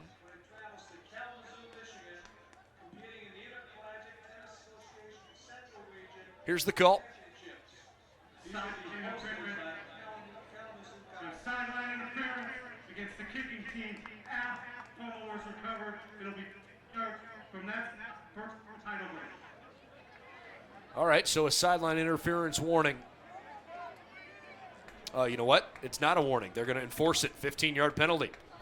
Well, a lot of times you see the warning issued for sideline interference first, but perhaps that warning was not given publicly. Yeah, and that slightly helps the Yellow Jackets out, but that was one where Greer probably should have called for a fair catch again. He tried to run before the ball was in his hands. So it's 1st and 10 from their own 45. Yerby wrapped up quickly. So the Yellow Jacket defense has to work a little harder here. Eric Metz has played really well as a defensive lineman, the big number 99. Metz, a defensive tackle here. He is from Erie, Pennsylvania.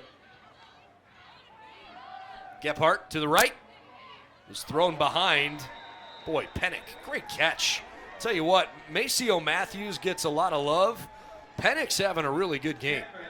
Yeah, and I think Matthews might be the best athlete, but Pennick probably has the best hands and the best field awareness.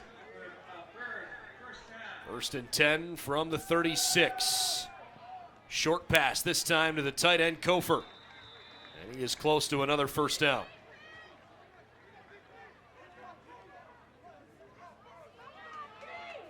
Nick Kofer gets back up and goes to the other side of the line. 2nd down and a short one.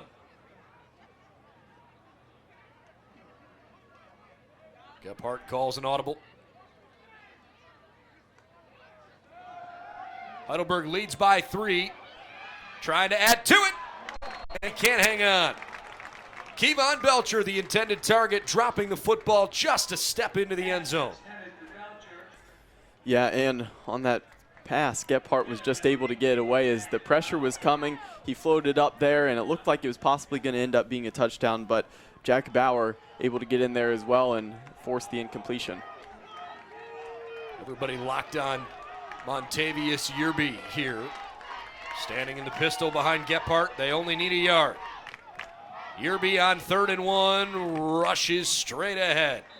First down, Student Princes. Boy, it is getting really dark here in Berea. They were calling for rain showers overnight, but I'd be hard-pressed to believe that something isn't stirring sooner than that. Matthews, touchdown. Gephardt from 23 yards away, and Heidelberg back out front by 9. And that was just a good move by Matthews going down the sideline. He's able to get past Johnson, get into the end zone, and that one was really dropped right into the breadbasket. Couldn't ask for a better throw and catch there. Pretty easy for Heidelberg. Well, the Yellow Jackets defense originally did their job, but a fumbled punt return gave the football back to Heidelberg. Extra point up and good. Brandon Steckel makes it 24-14. So the Jackets give Heidelberg a second chance, and they take advantage. And in a close game like this, it's always important to not make mistakes. Oftentimes, when you see a game be close like this, whoever makes more mistakes is oftentimes the team to lose. And the Yellow Jackets kind of shooting themselves in the foot. We talked about it with penalties earlier, and then there with the fumble. And that does not help out at all, as they had the momentum going their way going into half. But immediately out of halftime, it's back to Heidelberg momentum-wise. This Heidelberg team statistically through the first 3 weeks of the season was putting up some pretty ridiculously good numbers. 581 yards of total offense, second in the country. They were 11th in the country in rushing offense, 34th in passing offense, 8th in scoring. They were actually 10th in scoring defense, 10th best third down team in the nation. And while the Yellow Jackets have probably held them below their season average in a number of those areas, right now it hasn't been good enough. What a special teams play. Great tackle by Dimitri Pennick. Yeah, and Heidelberg special teams coming up big there. Looked like there was an opening if Greer was able to round the corner, but he got cut down. You know, it's actually Garrett Mullet on the tackle. So the Yellow Jackets have it 1st and 10 from the 24-yard line. I want to give credit where it's due there. By the way, Heidelberg's scoring drive was a quick one. 5 plays, 55 yards. And it took a few minutes off the clock here in this early third quarter. Jackets back to work. They've run 23 fewer offensive plays. Down by 10 points. Keegan Armitage out of the gun, fumbles the snap. Armitage pounces on it. And the Jackets lose 3 yards as this third quarter continues to crumble. And it's time just to take a deep breath, calm down, become calm, cool, and collected. Right there, it looked like it was going to be a run play, and just miscommunication and mishandle there between the quarterback and running back. 2nd down and 13. BW needs the 34 for a first down. Armitage, hard count. Murray tried to run through the middle, but a big pile of humanity got in the way, including Matt Myers, the massive defensive tackle. Matt Myers, 6 feet tall, 280 pounds, and he literally swallowed up John Murray. Well, and it's not going to work right this second because you can tell Heidelberg made the adjustment. They're packing the box, and you need to really pass it or look to some jet sweeps, get to the outside. Armitage on 3rd and 13. Boucard, the motion man. Just a 3-man rush, and it's too much for Armitage to handle. Sacked on the play by linebacker Tyler Matuzik. No chance there for the quarterback. Good coverage by Heidelberg secondary. Nothing downfield, and really Armitage didn't have any time to look up and try to find a receiver. Tried to get out and run for his life, but good job collapsing around the quarterback. Third Heidelberg sack of the afternoon. Arante Wilkinson, Matt Davenport, and Tyler Matuzik now all have sacked the quarterback. Wilkinson, big 260-pound defensive lineman, also has a rushing touchdown. Jay Hoff on the punt, sends it up the field. Maceo Matthews fair catch on the BW half at the 46. Well, Heidelberg has an opportunity here to try and put this game away in the middle of the third quarter. They lead by 10. If they could get into the end zone here and go up 16 or 17 points, they would put BW in a really tough spot. It's going to be against the Yellow Jackets. It's going to be tacked on. It's a 5-yard penalty. We'll give you the official word in just a moment. I apologize, I didn't see the flag when it was thrown. But it was a foul on BW. Tacked on to the end of that fair catch. Gephardt up in the pocket. Well, the Yellow Jackets just lost track of him. Baldwin Wallace gives up a first down. Well, I just have to give credit to the senior quarterback, Gephardt. He really has a good awareness when a defender's coming behind him. By the way, there was an illegal formation on Baldwin Wallace in the punt. Perhaps somebody was not covering up on the line of scrimmage. Can have a certain number of guys that are on the line. 2nd and 6 here.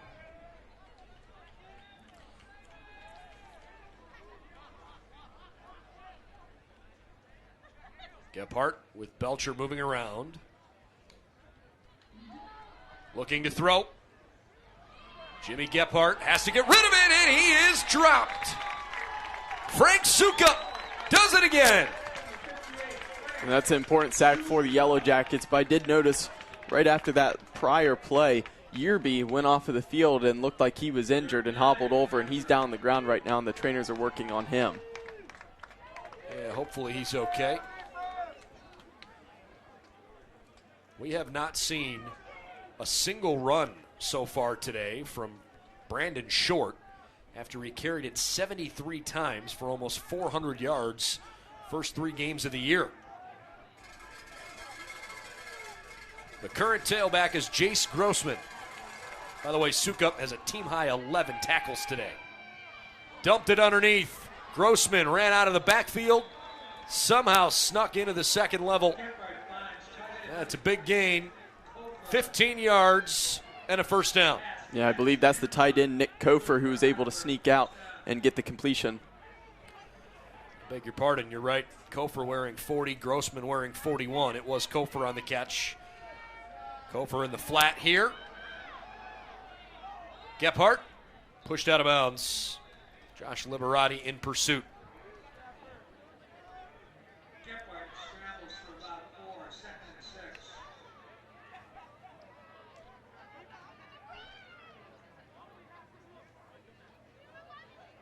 So it's 2nd down and 6.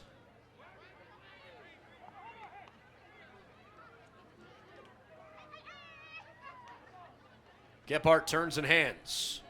Grossman to his left. Back to the line of scrimmage. 3rd down. And you can see that the running game for Heidelberg's just not nearly as explosive when Yearby's not in. You can tell that Grossman is more of a power back, so this might be where Heidelberg's going to have to look to the pass and look to their receivers in Matthews and Pinnock.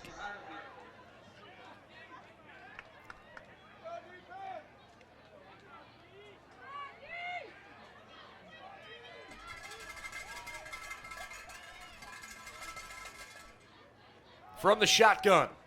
Grossman hit him in the shoulder pads. Incomplete. Well, nobody's ever going to forget the day here in Berea, November 16th, 2013, when Cartel Brooks ran for 465 yards, an NCAA all-divisions record, in a 42-14 win over the Yellow Jackets. Cartel Brooks, one of the best running backs in Division III in a long time. Heidelberg with a medium-length field goal try, up and good. And I don't want to necessarily compare Cartel Brooks to the young Tay Yearby, but they do have some similarities. Not that big, very shifty, agile guys that like to operate in space more than running downhill. But that was a dark day for BW football. 465 yards for Cartel Brooks that afternoon. I mean, you'd like to say those are video game numbers, but to be honest, those are better than video game numbers. I've never put that up when playing a video game, so it's one of those things where that's honestly unreal. Yearby does have the talent, but what Brooks did is something special. All right. 27-14, that's a good win there for the Yellow Jacket defense. You referenced it earlier, the old analogy of a win for the defense, keeping them out of the end zone. It's only a 13-point game here, and so BW is still very much a part of this. Yeah, a needless turnover, and you could have given up a touchdown. You know, fortunately the defense went out there, and the Yellow Jackets held their ground, so still only down 13. There's still opportunities. It's still the third quarter, so plenty of time. Just need to get the ball and run the offense, and they just need to get in sync. Last time they weren't in sync and together as an offense. All right, Heidelberg ready to kick things away, and this time it's going to come from Braden Steckel instead of Elijah Breckbill. Mitchell out of bounds at the 30-yard line. I always thought it was a little odd that Breckbill, the safety for the Heidelberg defense, did the kickoffs. But that's just how they chose to go about things. And actually, you know what? It was David Harbaugh that kicked off and runs off the field. They've got two kickers who wear number 38 and 39. And some of these orange numbers are tough to see. So it was actually David Harbaugh that did the kickoff there. But nevertheless, it's BW football from the 31. All right, Yellow Jacket offense back to work. Keegan Armitage, 8 of 12 for 91 yards and a touchdown. Sends Greer in motion. Armitage looking over the middle of the field. He's got Mitchell wide open. What a play. And that was outstanding by Mitchell, a great route. But one thing, Armitage threw the shorter balls earlier. He got his composure, and that one, he delivered a strike down the field. Good job by the freshman. It's a 48-yard completion. Huge play for the Yellow Jackets. Armitage looks left, now rolls right. He's going to tuck it and run. And he's pushed out of bounds near the 10-yard line where a flag comes in late. Yeah, and that one's going to be against the wide receiver, Mitchell. As after the end of the play, he kind of dropped his shoulder and leveled the defender. It was almost one of those things where I think he was kind of just running, and then the defender came into his blind spot, and but he did stick his shoulder in, and probably going to be a pretty substantial penalty here. Personal foul, onside block against number 3 of the offense. It's a 15-yard penalty from the end of the run. Will be first down. So the new line of scrimmage should be the 25-yard line here. It was a good call on your part. Mitchell with the blind side block. Trying to take that out of the game this year. It's a big emphasis from the NCAA. First and 15. Actually putting it on the 27-yard line. 28-yard line. Murray to the right side. Got out of one tackle, but could not find a way to escape Zach Blackiston. And the ground game's not there like it was in the first half. You see you know, out of halftime, Heidelberg really did adjust, and they're prepared for the ball being run up the middle. So spreading the field probably would be the best situation right now. John Murray Jr. has 3 carries for -4 yards in the second half. Armitage back through the air looking for Mitchell. Got it! Touchdown, Yellow Jackets! And Mitchell just beat the corner on the outside, and it very similar to the touchdown pass we saw from Heidelberg that Matthews caught. That time, BW responds. Mitchell's able to grab it in the end zone. Second touchdown pass for the freshman Keegan Armitage. And Baldwin Wallace trying to get back within 6.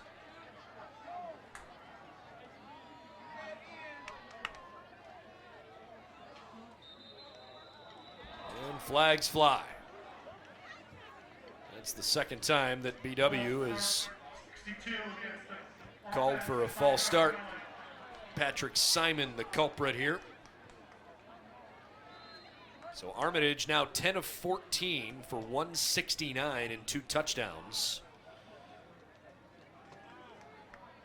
Not bad for a young man that maybe didn't expect to get in the game here this afternoon. A.J. Miller as the starter. Always have to be ready. Dean Saris puts the extra point through. Well, the other impressive thing is that he started out the game when he came in 0 for 3. Right. And then he went on a tear and has really pretty much completed everything since that point. So great numbers and 2 touchdowns already. So props to Armitage for coming out and really stepping up when the Yellow Jackets needed him to. Baldwin Wallace has 1 rushing touchdown. Sean Perry from 5 yards out. The receiving scores a 14-yard catch from John Murray. And that 28-yard touchdown, Ian Mitchell now has 6 catches for 124 yards and a touchdown this afternoon. He and Maceo Matthews, who has 5 catches for 133 and a score, have stolen a lot of the spotlight here this afternoon. So the Yellow Jackets trying to hang tough, down by 6 as the rain begins to fall. Lots of folks scampering to find shelter here. And all the umbrellas start coming out as well. 3:23 left in the third quarter. Matthews watches it go through the back of the end zone.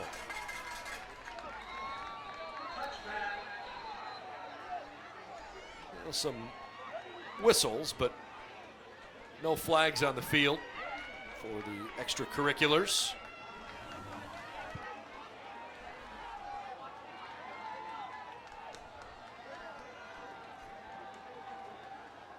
So the BW defense back to work here, trying to figure out a way to hang on to this 6-point deficit and give their offense another chance. Jimmy Gephardt has looked okay today. 11 of 20 for 178 yards and a touchdown. Certainly not what he put up offensively the first 3 games of the year, as Yearby is back in the game and dives across the 30 for a gain of 6.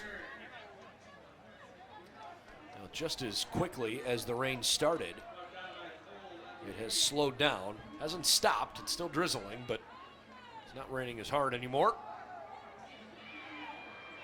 Yearby angles to the outside. He's got a first down.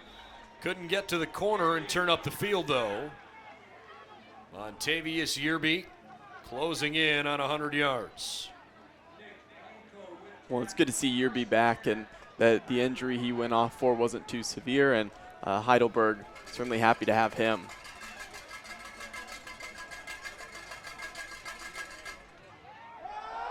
Yearby to the right. And the running back, who wears number 28, runs out of bounds. That apparently is the lucky number here in the third quarter. Maceo Matthews, a 28-yard touchdown reception. Brandon Steckel, a 28-yard field goal. And Ian Mitchell, a 28-yard touchdown reception. Yeah, and Yearby down once again, so whatever it was, still bothering him. And it looks like he's grabbing at his leg. It I wonder if perhaps he's cramping up because the athletic training staff is starting to stretch him out. He is just a little bit too close to the field for the officials' liking. So his teammates help him move a little further back. 1st and 10 from the 40. I mentioned Gephardt's numbers through the air. With the way Yerby's ran, he hasn't had to necessarily throw for all of it. Another handoff there. That time it's Grossman.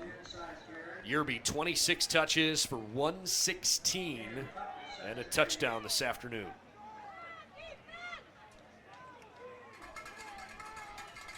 And right now with the 6-point lead and being in the second half, Heidelberg is really taking their time getting back to the line. Final minute and a half here of this third quarter. Grossman out of one tackle in the backfield, and he just keeps the legs moving. That's a pretty good play by Heidelberg offensively. Yeah, and that is the definition right there of how to keep your legs churning and just keep moving forward. Well, the rain is coming down heavily at this point. Grossman got the first.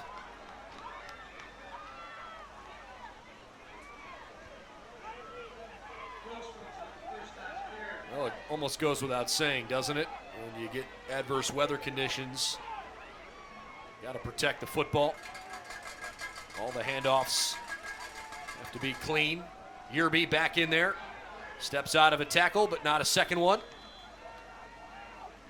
Good job by Baldwin Wallace linebacker Bretton Miller.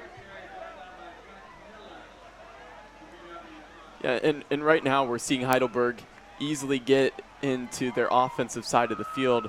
And, but once they get around the 30, the last couple drives, they haven't really been able to move much. The BW defense has bent but not broken completely. 2nd down and 10. Gephardt looking. Now he wants Yerby and company to block for him, and he's tripped up by Sekou Amani. Boy, it's been great to have Sekou Amani back after he missed a good chunk of the year last year. Amani gets his 4th tackle. He is a really good defensive end. Yeah, he's really good rushing the passer. We've seen him several times get around the edge and cause a problem for Heidelberg. That's the end of the third quarter. And the Yellow Jackets, who trail 27-21, trying to hang in there in their home opener in 2019. Heading to the 4th next, BWYellowJackets.com.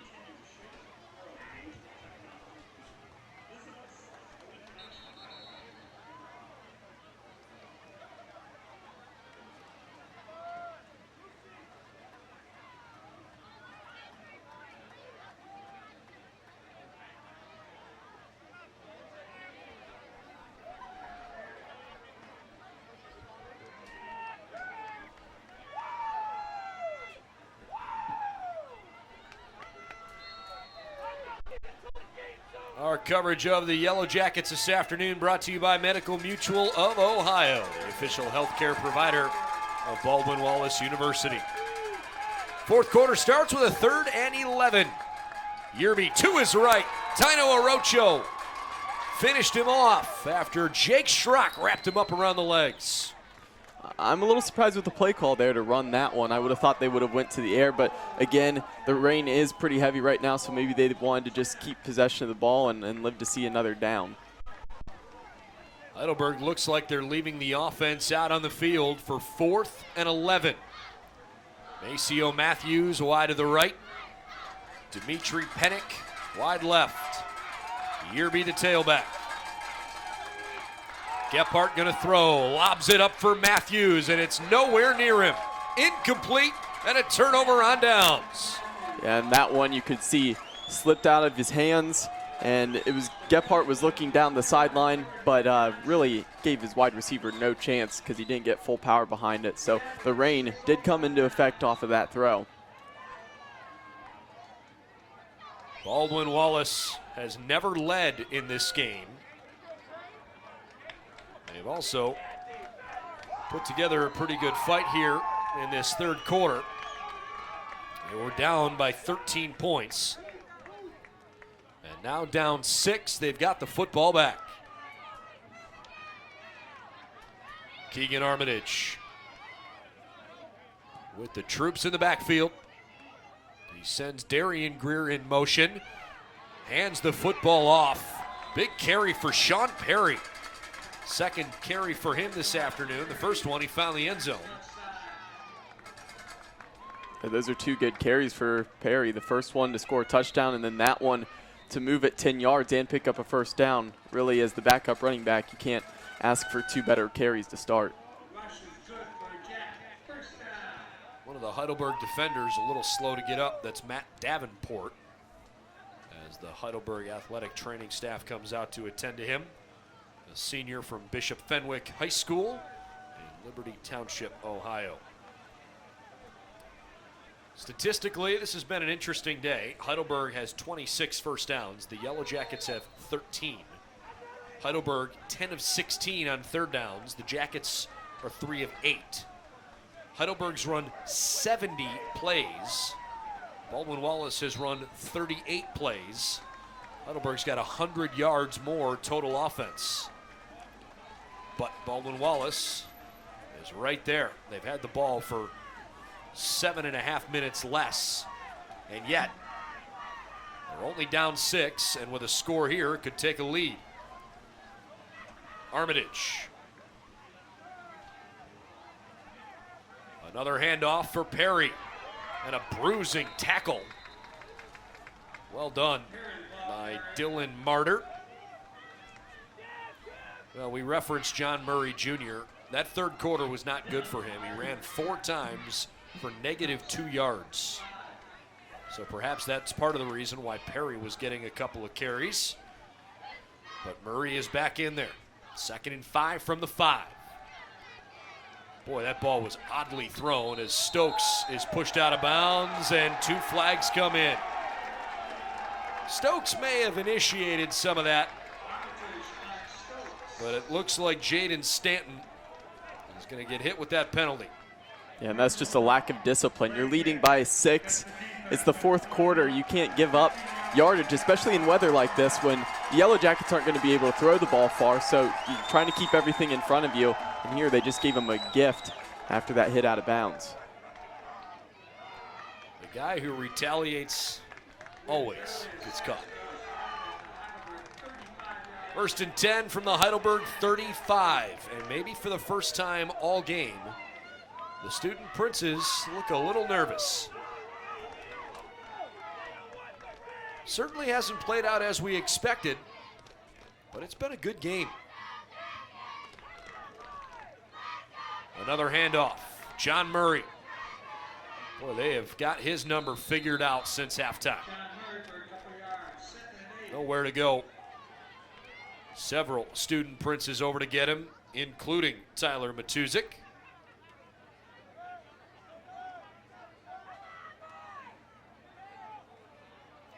Second down and 10.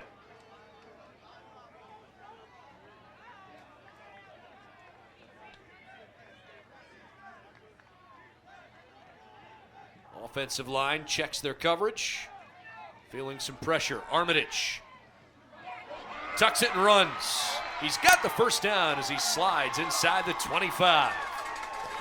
And Armitage is really settling into this game well, and you see him handling the pressure right now very well. I'm impressed with what he's doing.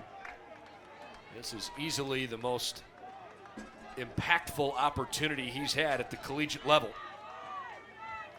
And he is responding well to A.J. Miller's absence. 1st and 10, just inside 12 minutes remaining.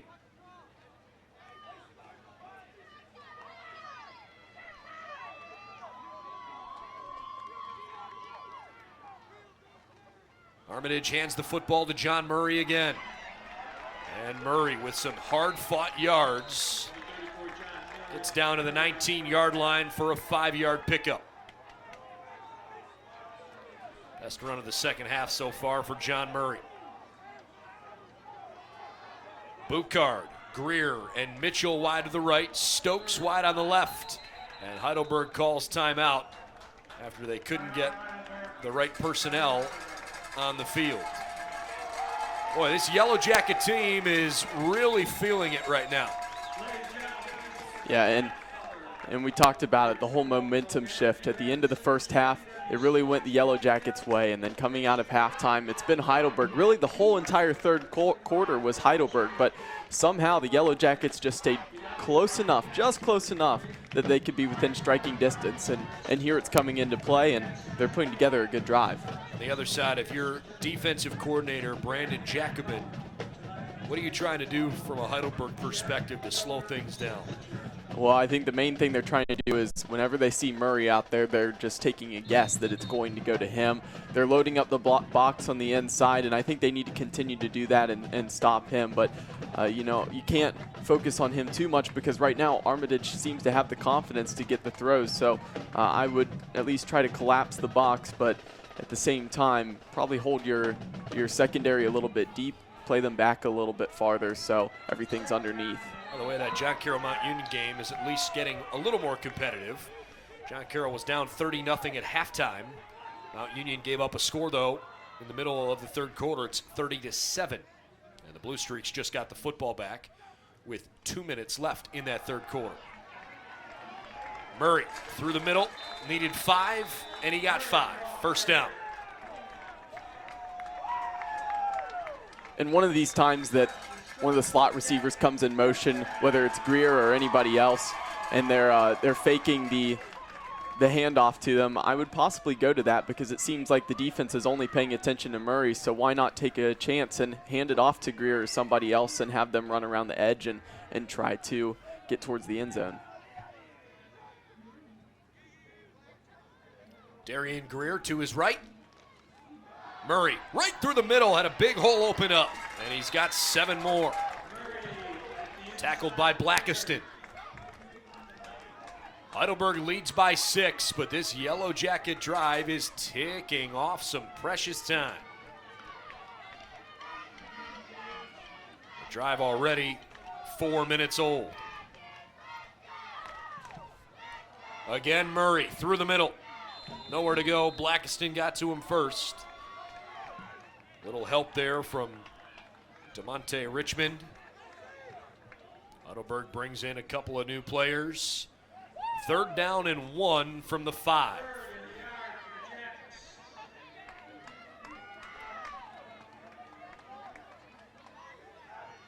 John Murray Jr. stands to the right of Armitage. Mitchell Yale, the tight end, now on the right-hand side. BW needs a yard.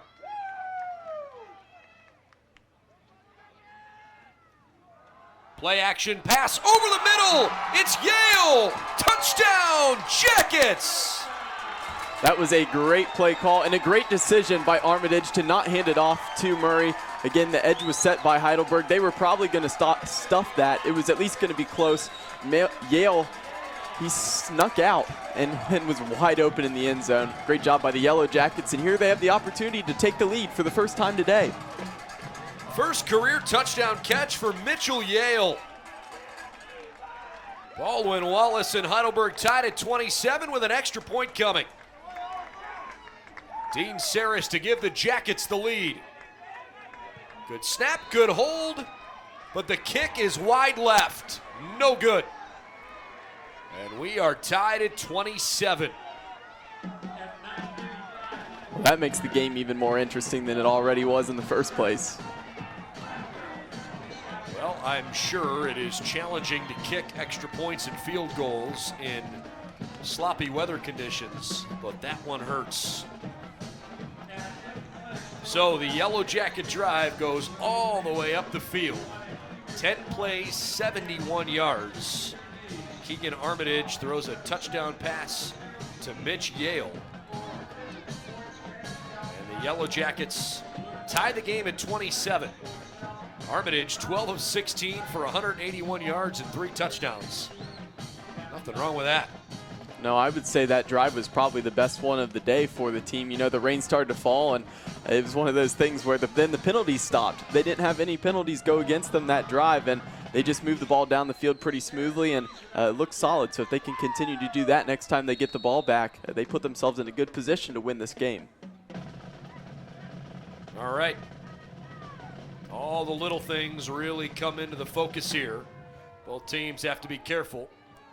Matthews drops it from his 7, picks it back up, and he is tackled at the 10-yard line.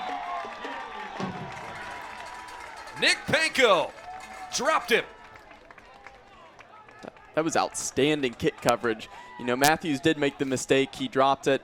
He tried to then move, and, you know, he was kind of waiting for a gap. There wasn't much there, so the whole kick coverage team was able to close in on him, and, you know, getting the opposing team back around the 10-yard line is fantastic. It's not the starting field position that Heidelberg wanted at all.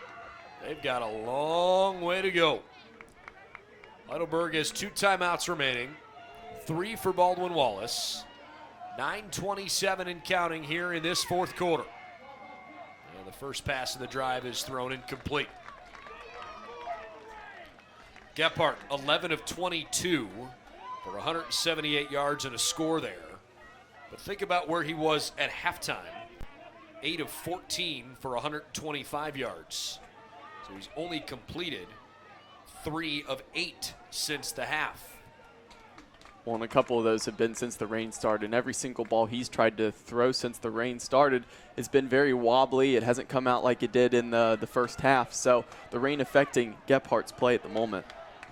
Yearby having a good second half, 10 carries for 57. He gets the ball here. And he's up to the 13-yard line. So that's now 11 carries for 60 yards in the second half, after we had 18 carries for 59 yards in the first half. So 119 on the day. Jacket defense and fans trying to get behind him. 3rd and 7.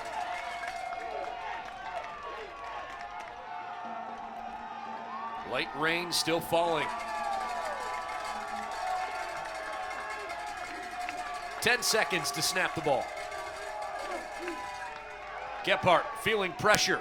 Got rid of it quickly, but threw it wide of Pennick. Johnson on the coverage. And a bad drive by Heidelberg. 3 and out. Yeah, this is... Watching the last 2 drives for Heidelberg would not make you think that this was a team that, you know, averaged like 580 yards per game offensively. They've really turned into a stagnant offense at the moment, and it's playing into the Yellow Jackets' favor. Heidelberg has run 73 plays for 376 yards. As they punt this away, BW's run 47 plays. Oh, what a bounce. It just keeps going. Goodness gracious. From the 13 to the 13. What a 74-yard punt. My goodness. Well, they had an All-American punter a year ago, and Parker Smith just blasted one down the field. Yeah, you couldn't ask for a better bounce and roll for the punter. That one was very favorable, and it just kept rolling, and it was like, when's this thing going to stop? And it does finally stop, but down at the 13. That's unbelievable, and that helps out Heidelberg big time because it looked like the Yellow Jackets would start with great field position. Nope, not going to happen. Punter blasts it down, and the roll puts the Yellow Jackets back pretty close to their own end zone. Austin Baker last year averaged almost 44 yards per punt. He had a 95-yard punt last year. Holy smokes. Murray shakes a couple tackles. He's up to the 25. Last year, Austin Baker had 11 punts of 50 or more yards. Had 15 of them downed inside the 20. Literally 1 out of 3. 8 touchbacks. He was an All-American punter a year ago and a huge part of that Heidelberg team.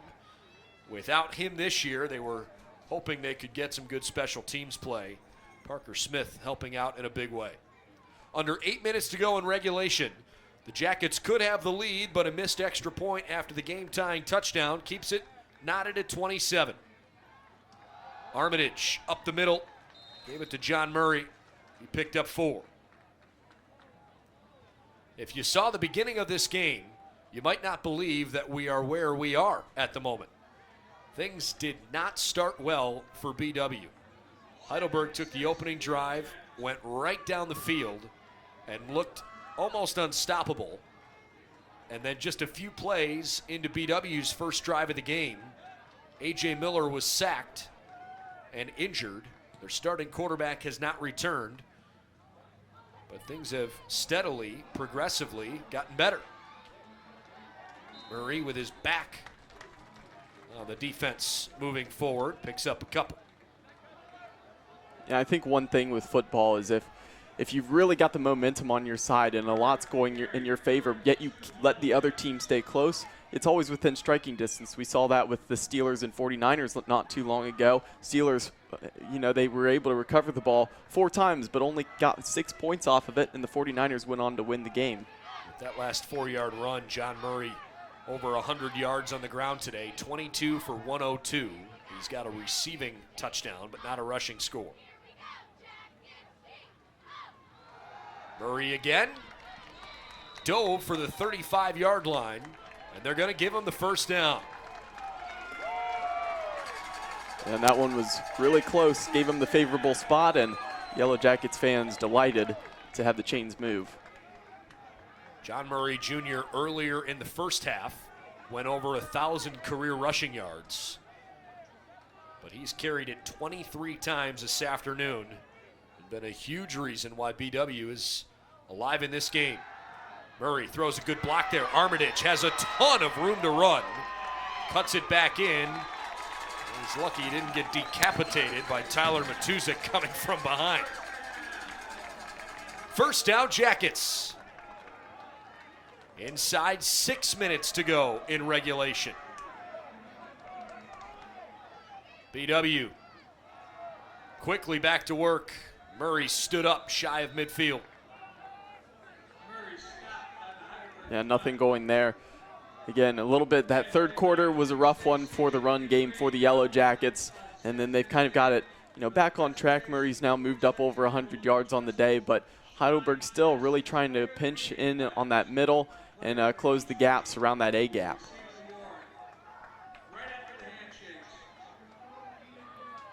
Second down and 9.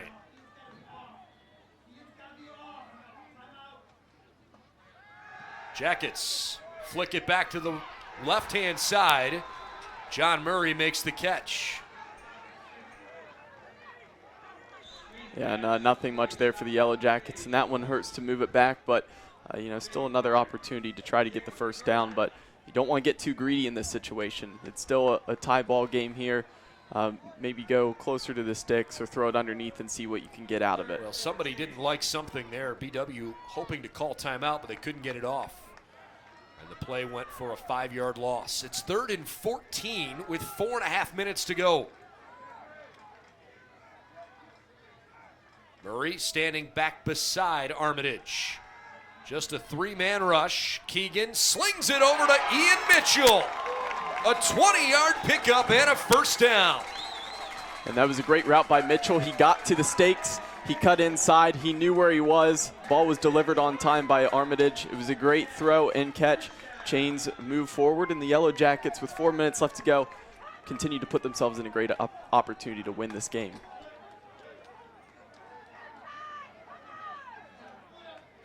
Mitchell standing wide to the right here. How about this Yellow Jacket second half? Pretty impressive. 1st and 10 from the 35.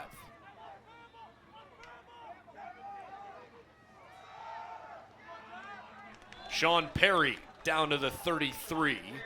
It's a 2-yard pickup. Clock continuing to wind. The Yellow Jackets are, at this point, trying to do both things. Slowly move up the field and score, but leave as little time as possible for Heidelberg. Yeah, and it's hard to keep that balance. One of those things is if if you know there's an opportunity to score right away and you got the big play, then you obviously are going to go for it. Second down and 8, 3:07 and counting. Deion Greer motions. Perry helping block. Armitage gets out of it. He's got an open Mitchell who makes the catch at the 15. Mitchell cuts back in and scores! His second touchdown! A 33-yard strike! How about Ian Mitchell? What a day he has had. Before that completion, he had 7 receptions for 144 yards and 1 touchdown. There, a big completion, and then the run after the catch, a good block thrown in front of him. He was able to get into the end zone, get his second touchdown of the day. Baldwin Wallace with their first lead of the afternoon. They were down 27-14. Saris, the extra point. Got it. 20 unanswered points by Baldwin Wallace, and they lead Heidelberg by 7. Well, it's what we just talked about. We talked about you're trying to get the points, but at the same time you're trying to balance the clock. But in this situation, the points are always more important than the clock. Both play a factor, but they got the points right there. Heidelberg still with plenty of time on the clock to work with, but you do feel good about, with under 3 minutes left to go, at least being up 7 here in this situation. This has been an absolutely impressive comeback by Baldwin Wallace, who frankly at times looked down and out, but just would not give in. Meanwhile, the other big game in the conference across the way is early in the fourth quarter. John Carroll just scored a touchdown. They now trail Mount Union 37-14. But Mount Union led that game 30-0 at halftime and have that in pretty firm grasp at the moment. Baldwin Wallace, of course, is very much looking forward to that game later on this season. The Jackets will host John Carroll this year on November 16th. Final game of the regular season. Heidelberg from their own 5-yard line. Matthews not back to return this time around. The 35-yard line, that's a pretty good run back. And Heidelberg takes over 1st and 10 from pretty good field position. Looked like Brandon Reed, the wide receiver, who brought back that kick. A little surprising to not see Matthews back there. I know that he dropped the last one, but he's such an explosive playmaker for the team, whether in the kick game or the receiving game. So a little surprised he wasn't out there, but here he does come out for the offense, though. Baldwin Wallace has figured it out offensively in this second half. They've had 8 first downs in the second half. But a good chunk of those came on that last drive. Chance of defense, 1st and 10. Yerby cracked by Josh Liberati for a gain of just 1. Yeah, and that was a great job by Brenton Miller, the junior linebacker, to come from behind and finish off that tackle. It looked like there's a possibility of seeing Yerby slip out of that initial tackle, but Miller finished it off. Looks like the rain has stopped. Final 2:15. Gephardt. Tons of room to run. And he's out at the 50. Heidelberg has 2 timeouts, 2 minutes and 8 seconds. They can actually put him out on the BW 49. Student Princes have to get in the end zone. BW trying to beat Heidelberg for the 3rd year in a row. This is certainly the most competitive of those 3 games. Gephardt is so elusive, and he gets out of a couple of tackles behind the line. Turns it into a positive play. Gephardt's running ability doesn't wow you. He doesn't have super elusive speed, but he does have that awareness. He knows when guys are around him, and he's able to maneuver his way around it.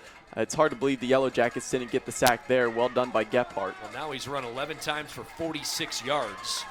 In the first 3 games, he ran 14 times for 43 yards. Heidelberg's going to back it up 5. 1:47 to play.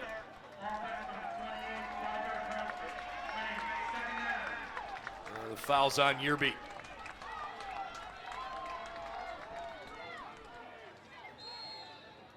Baldwin Wallace trying to lean on its defense here.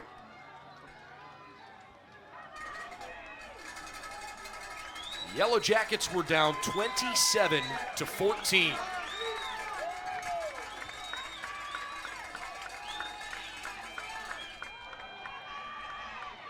Gephardt down the left sideline. Oh, he's wide open. Pennick, touchdown, Student Princes.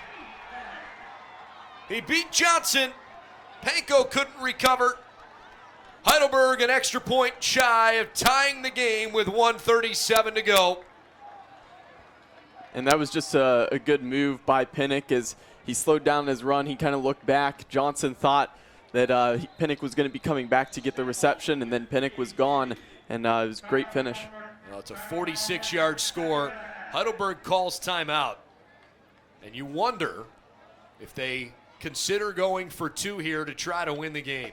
Well, and I think they'll consider it for sure. You know, you don't usually send out the PAT unit and then call a timeout and then not put the offense out there. So I would expect them to come out and maybe try for the 2-point conversion. It would be kind of hard to call a timeout, then talk yourself out of it. Well, it certainly is an important decision. Partially, I think you have to wonder because of the BW missed extra point if they have full faith and confidence in their special teams unit to pull off a extra point try. Boy, it's a gutsy play. No matter what happens, it's going to come down to the very end of this game.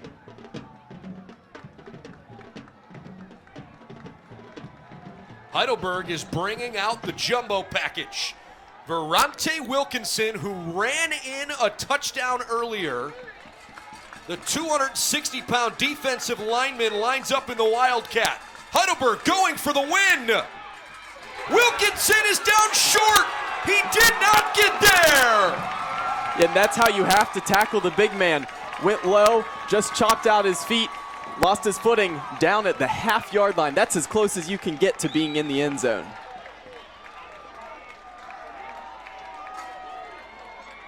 Unbelievable.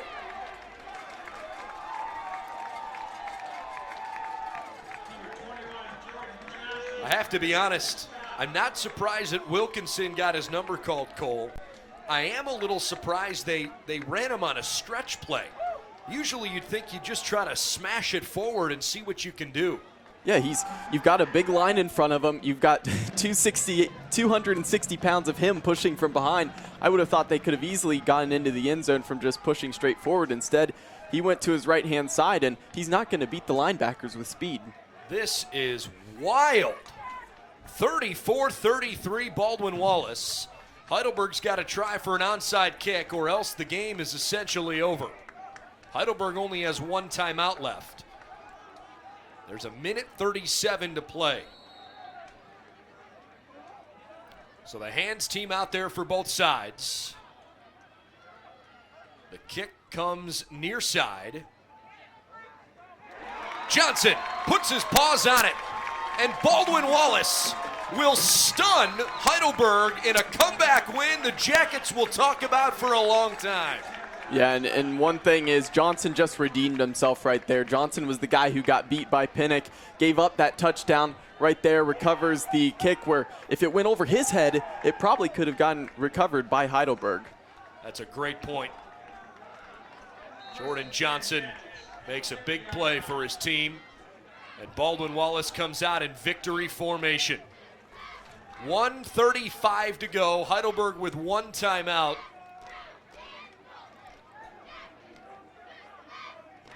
Keegan Armitage, the freshman quarterback, takes a knee, and Heidelberg burns that final timeout.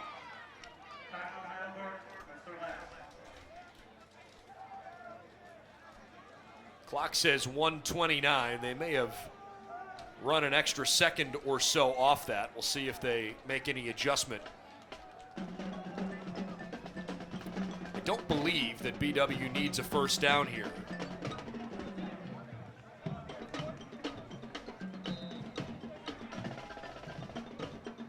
Armitage goes back under center. What a day for Keegan Armitage. Freshman quarterback. Not the starter, A.J. Miller, who is standing on the sideline without his shoulder pads and helmet on. Injured early in the game and unable to return. And your heart breaks because you don't want to see somebody get injured. Yeah, no, you don't want to see anybody get injured, and it's terrible to see Miller go out. But, you know, even though Armitage didn't get the start, he pretty much was the starting quarterback because he played almost exactly the entire game. 15 of 19, 229 yards, 4 touchdowns. That's impressive. Jackets can run one more play here, and they probably can't take the knee right away. Well, the clock is not going to expire here. It's 4th down. BW has to run a 4th down play. Armitage comes out of the game. They don't want to let him get hurt if anything silly happened. There's about a 2-second difference between the game clock and the play clock. They could basically snap this one back to John Murray, let him hold it, and then take a knee after the clock hits zeros. Looks like it's going to Mitchell.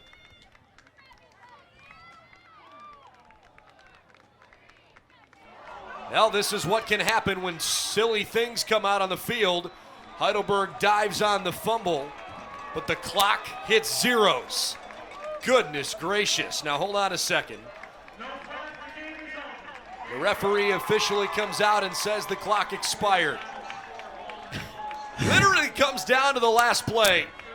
Baldwin Wallace was down 27-14. They scored 20 unanswered points and hang on to beat Heidelberg by 1 after the Student Princes come down and score and fail on a 2-point conversion. An OAC game that will early on in the year certainly be up for OAC game of the season. Yeah, definitely. What a finish. I think that first half, I don't think anybody would have predicted that this would have been how the game finished after watching the first part of the game, but it was exciting to the very end. Weather conditions changed the game. Lots of things changed this game, but in the end, Baldwin Wallace, a 1-point win, and like you said, came down to the very last play, and that's one of those where it makes your heart skip a beat just a little bit at the end there, but the Yellow Jackets able to get the job done. Heidelberg, 446 yards of total offense on 77 plays. The Jackets, 61 plays for 387 yards. Keegan Armitage has to be the player of the game. 15 of 19 for 229, 4 touchdowns and no interceptions. He wasn't the only one that put up good numbers, but his impact on keeping things working correctly, I think, has to make him the player of the game. Yeah, absolutely. He had to have been the player of the game because he was ready to step into the situation. You saw a little bit of the nerves. You saw a little bit of it moving fast for him immediately. You know, like we said, started 0 for 3, but you know, those short passes, just getting calm and composed, and then by the end of it, he looked like he had been a starting quarterback for a while when it came down to the crunch time and the crucial minutes of the game at the end. John Murray, 24 carries, 105. He caught a touchdown pass. Ian Mitchell, 8 catches for 177 and 2 touchdowns. Sean Perry also had a touchdown run. Mitchell Yale caught his first career collegiate touchdown. Maceo Matthews, 133 yards on 5 catches. Dimitri Pennick, 7 catches for 102. They each found the end zone as well. Montavious Yerby, 30 carries for 120 yards and a score. Jimmy Gephardt, 12 for 24, 224 yards and 2 touchdowns. Montavious Yerby was just recognized as the player of the game for Heidelberg, as we had a great interview with the Shriners Hospitals folks at halftime. Yerby coming out, perhaps a little bittersweet moment for him to be recognized, but in a losing effort. Yeah, and he had a great day. It's well-deserving. I thought he and Maceo Matthews were 2 of the most explosive guys today. Well earned by Yerby. And on the Baldwin Wallace side, Keegan Armitage recognized, and the Yellow Jackets love it. Again, Armitage with a really impressive effort, and the freshman, who knows how long he'll be the guy. Again, I don't want to speculate at the nature of the injury, and we certainly hope A.J. Miller was okay. A.J. came off the field under his own power, but was clearly bothered by some sort of left arm injury. So whatever the case is, hopefully the Yellow Jackets are learning about their depth in a critical moment here midway through the season. Zach Blackiston had 12 tackles. Tyler Matuzik had 11. On the BW side, Nick Panko and Josh Liberati combined for 25 tackles as well, as Baldwin Wallace gets it done here at home. For a while, Cole, it looked like a missed extra point was going to be hanging in the wrong direction for BW and leaving the team wishing that they hadn't let an opportunity slip. But the Jackets were able to recover from that and hand Heidelberg their first loss of the season, a loss that frankly stunned the Student Princes and will send them scratching their head here into next week. Yeah, and the missed extra point was concerning. It was like the Yellow Jackets are finally going to take the lead, and then no, it was still a tie ball game after that. But even though it hurt them in the moment, it did not cost them for the totality of the game. Heidelberg on a bye next week. They'll be at Marietta in 2 weeks. That's the next time you'll see the Student Princes out on the field, while the Yellow Jackets host the Capital Crusaders at 2 o'clock next Saturday. Again, there are only 2 other games going on around the OAC this afternoon. Muskingum has a 38-21 victory over Wilmington. The Muskies go to 1-2 on the season, and Mount Union leads John Carroll 37-14 with 2 minutes to go in regulation over in University Heights. So the Purple Raiders look like they will remain undefeated at the beginning of their season. All right, so Baldwin Wallace with a win goes to 3-1. They are 2-1 in conference. And things looking a little more positive after what was a pretty tough start to the game. Your final thoughts on a nice day? I think it's one of those things where there was adversity for the team. And Baldwin Wallace, it's a thing where you start off the first 3 games of the year on the road. Last week you played Mount Union and you lost, and they came back. And that's already almost a little bit of adversity in itself coming in. And then more strikes with how Heidelberg played at the beginning and then Miller going down, and this team continued to prove that they're willing to fight, and they got the job done, and it's a really good look moving on for the future for the team. 3rd consecutive year the Yellow Jackets beat Heidelberg. This afternoon's final score, Baldwin Wallace 34, Heidelberg 33. For Cole McDaniel, I'm Brendan Gulick. See you next weekend when the Yellow Jackets have the Capital Crusaders here at home. Have a great weekend, everybody.